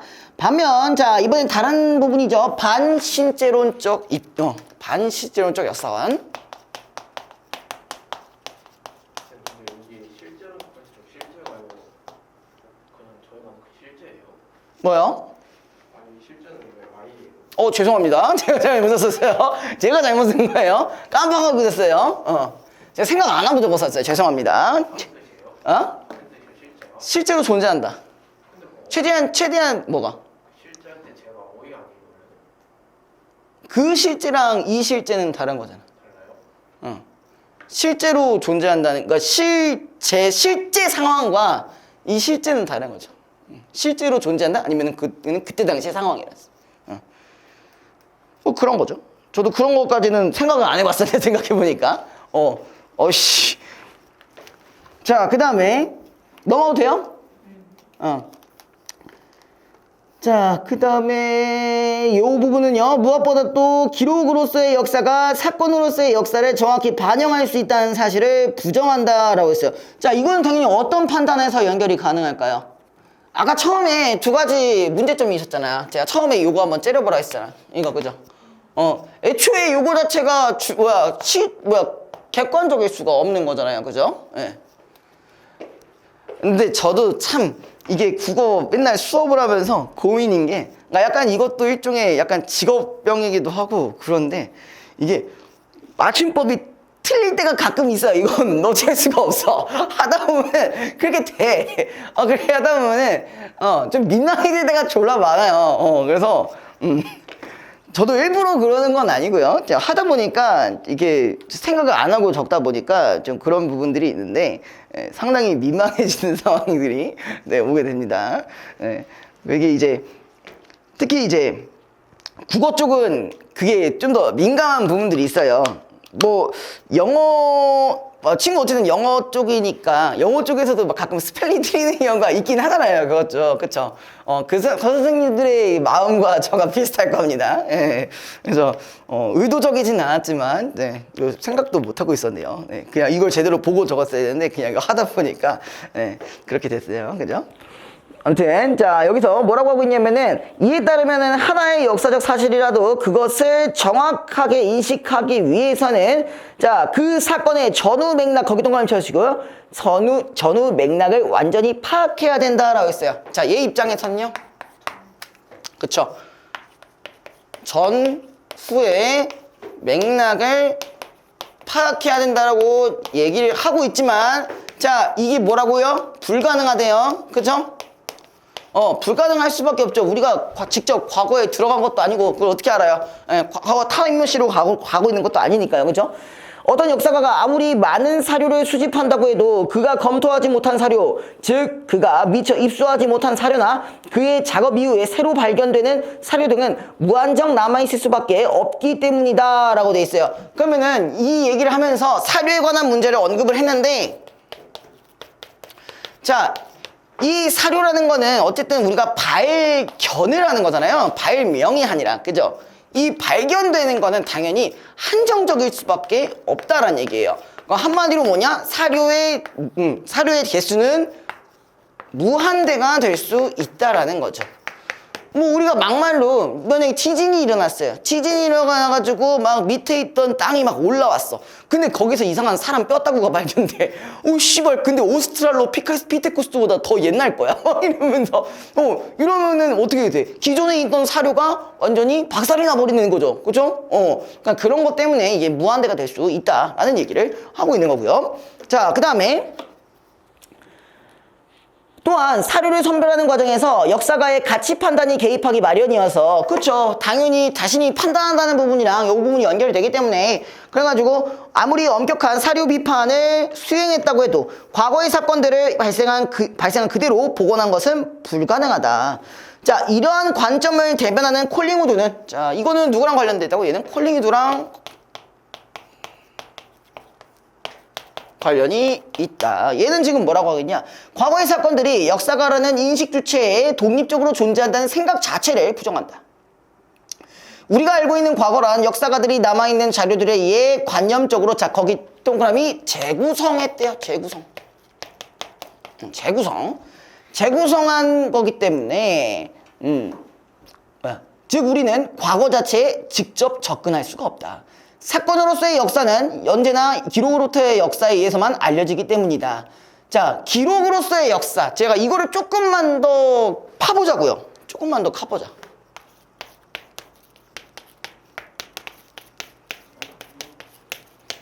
제가 문학 때도 몇 번 얘기를 했었겠지만, 자, 이 기록이 가능하다는 거는 누구만 가능할까? 그쵸. 이제 기록이라는 거는 문자로서만 기록이 가능한데, 이 문자를 사용할 수 있는 집단이 어디야? 지배층이잖아. 그쵸? 이건 그냥 제가 배경 지식적으로 알려드리는 거니까 그냥 요게 있다라고만 생각하시면 되고요. 자, 기록의 역사는 기본적으로 지배층에게서 나타나는 특징 중에 하나입니다. 그럼 뭐가 반영이 안 된다는 얘기예요?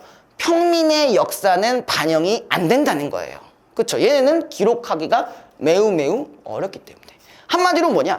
평민은 반영하기 어렵고요. 자, 지배층의 역사라는 얘기는 결론적으로 뭐만 설명할 수 있냐? 어떤 그때 당시에 사회적 구조 정도로만 설명할 수밖에 없어요. 그러면 평민 반영이 안 된다는 얘기는 그때 당시에 이제 개인 혹은 어떤 민중의 삶을 반영하기가 어렵다는 얘기겠죠. 그러니까 얘도 특정 관점에서밖에 해석을 할 수가 없다는 거겠지. 됐어요? 자, 그 다음에 이러한 점에서 역사는 끊임없이 새로 써야 하는 과거에 대한 하나의 해석의 다름 아니다. 즉 역사란 실제하는 사실에 대한 객관적인 서술이기는커녕 역사가 자신의 가치관을 과거에 투철하는 행위고, 이 점에서 모든 사람들은 자기 나름대로는 역사가인 셈이다. 그러니까 누가 해석하느냐에 따라 달라진다는 얘기밖에 없었던 거네요. 그쵸? 자, 55번 봅시다. 윗글의 전개 방식으로 가장 적절한 것은, 자, 역사 서술에 대한 상반된 관점을 대비하여 설명하고 있다. 실제론적이랑 반실제론적밖에 없었죠. 그쵸? 그래서 넘어가시고요. 16번. 자, 윗글을 통해 알 수 있는 내용으로 가장 적절한 것은, 자, 1번. 역사라는 단어를 정확히 이해하면 하나의 의미로 규정할 수 있다가 아니라 두 개의 의미로 규정할 수 있죠. 이 두 개. 그쵸? 그 다음에 2번. 랑케에게 사료 비판은 역사가의 가치관을 과거에 투사하는 행위를 일컫는다. 자, 이거 누구의 의견이었어? 콜링우드였죠? 이거 있잖아. 이쪽에는 랑케 쪽이고 이쪽에는 콜링우드 쪽이었으니까. 그죠? 그 다음에 3번. 헤로도토스는 아득한 과거로부터 전승되는 집단적 기억에 의존하여 역사를 서술하였다. 자, 여기서 말하는 집단적 기억은 뭐에 해당하는 거였냐? 신화였죠. 그죠? 4번. 랑케는 역사학이 자연과학에 버금가는 수준의 객관적 인식을 추구하는 학문이 되어야 한다고 주장하였다. 여기 자연과학, 객관적 인식, 랑케 연결되었으니까 4번이 맞는 말이겠죠? 자, 5번. 콜링우드에 따르면은 과거에 대한 해석은 끊임없이 달라지지만 과거 자체는, 자, 역사가라는 인식 주체와 무관하게 존재한다. 맞냐? 과거 자체는 인식 주체가 무관하게 존재하는 게 아니라 인식 주체가 어떻게 해석하느냐에 따라 달라진다는 얘기를 했었잖아요. 그쵸? 그래서 답은 4번이 됩니다. 자, 17번 기억에 대한 설명. 기억이 뭐였냐? 기억이 역사라는 부분이네요. 저 두 번째 문단에서 네 번째 줄 보시면은 그리스와 페르시아의 전쟁을 따른 다룬 역사. 거기 있었죠? 자, 거기에 대한 설명입니다. 자, 1번. 사실과 허구가 뒤섞여 있는 신화와 달리 사실만을 전하려는 이야기다. 맞겠죠?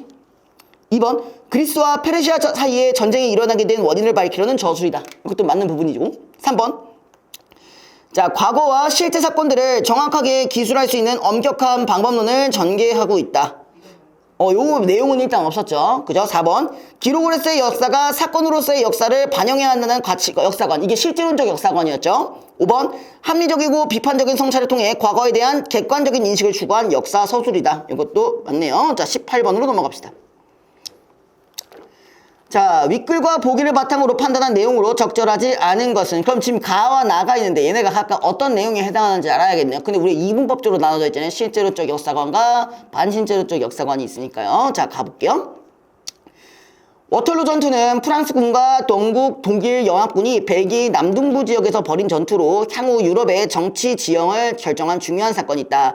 역사가 액터는 우리가 저술하는 워털루 전투에 대한 역사는 역사가의 가치 판단을 배제하여 프랑스인, 영국인, 독일인, 벨기에인을 모두 만족시키는 주는 것이 되어야 한다. 그럼 이건 뭐야? 실제론적 역사관이랑 연결되는 거겠죠. 자, 나부분 볼게요. 잔다르크는 왕위 계승 문제를 놓고 영국과 프랑스가 다툰 100년 전쟁에서 위기에 처한 프랑스군을 승리로 이끈 인물이지만 시대에 따라 평가가 극명하게 갈린다. 이성을 신봉한 계몽주의 시대에선 미신적인 신앙에 빠진 목매한 인간으로 치부되었고, 프랑스가 영국을 상대로 정쟁을 벌이고 있던 나폴레옹 시대에는 외세에 대항한 외국의 화신으로 여겨졌다. 자, 이거는 뭐야? 반실제론적 역사관이겠네요. 그죠? 자, 1번 볼게요. 콜링우드는 가의 워털루 전투. 그럼 일단 이거 비판하겠죠. 그죠? 객관적인 역사 서술이 불가능하다고 판단하겠다. 연결될 거고요. 2번, 가의 액터는 역사관의 가치관에 따라 객관적 사실이 왜곡되는 것을 경계한 실제론적 역사관을 수용한 것이다. 연결되겠죠? 3번, 랑케는 가의 워털루 전투가 일어나게 될 원인을 정확하게 밝히는 것이 역사가의 중요한 책무. 맞겠죠? 4번, 실제로적 역사관은 나의 잔다르크에 대한 평가가 시대에 따라 달라진 것은 역사가들이 과거가 본래 어떠했는가를 보여주는 과업에 충실하지 못했다. 실제론적이니까. 그 다음 5번, 반실제로적 역사관은 나의 잔다르크가 계몽주의 시대에 받은 부당한 평가를 올바르게 수정하기 위해서는 역사가들이 100년 전쟁의 전후 맥락을 완전히 파악해야 한다고 생각한다. 뭐가 틀린 것 같아? 맥락을 완전히 파악하는 것은 반실제론적 입장에서 불가능하다고 했잖아요. 그쵸? 그래서 답은 5번입니다. 자, 그 다음에 A에서 E의 사전적 뜻풀이로 옳지 않은 것은 A가 시사한다 라고 돼 있어요. 시사. 자, 모종의 관계를 맺고 있는 점을 시사한다. 이건 알 수 있게 해준다 하니까 어떤 것을 미리 간접적으로 표현해준다. 연결 가능한 거죠. 그 다음에 2번 자부하다네요. 서술한 것이라고 자부하였다. 서술한 것이라고 주정했다. 자기 자신의 태도나 행동을 스스로 반성한 건 전혀 아니겠죠? 그죠? 그 다음에 3번 C, 전개. 내용을 진전시켜 퍼나간다. 이건 맞을 거고요. 그 다음에 D. 자, 주창이라는 게 뭐야? 일종의 주장을 하는 거죠. 그쵸? 4번에 뭐라고 했어요? 주리나 사상을 앞장서서 주장한다. 이것도 맞는 말이겠죠? 5번이 뭐였냐? 수행. 엄격한 사료 비평을 수행한다고 할 때 생각이나 계획한 대로 일을 한다. 이게 연결 충분히 되겠네요.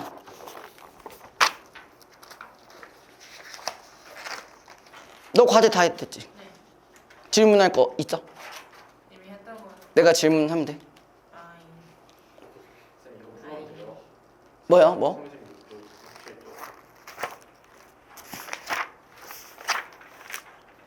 예, 맞아요. 여기 하시면 돼요. 여기는 과제를 해오시면 돼요. 지금 그거 가져왔으니까 제가 그거 빨리 질문 받고 내가 질문할 거지만 내가 하고 마무리할게요. 오늘은 딱 수업은 여기까지만 하고. 선생님 근데 아. 수업 있잖아요. 아. 여기에도 있더라고. 맞아. 네가 그거 달라고 해서.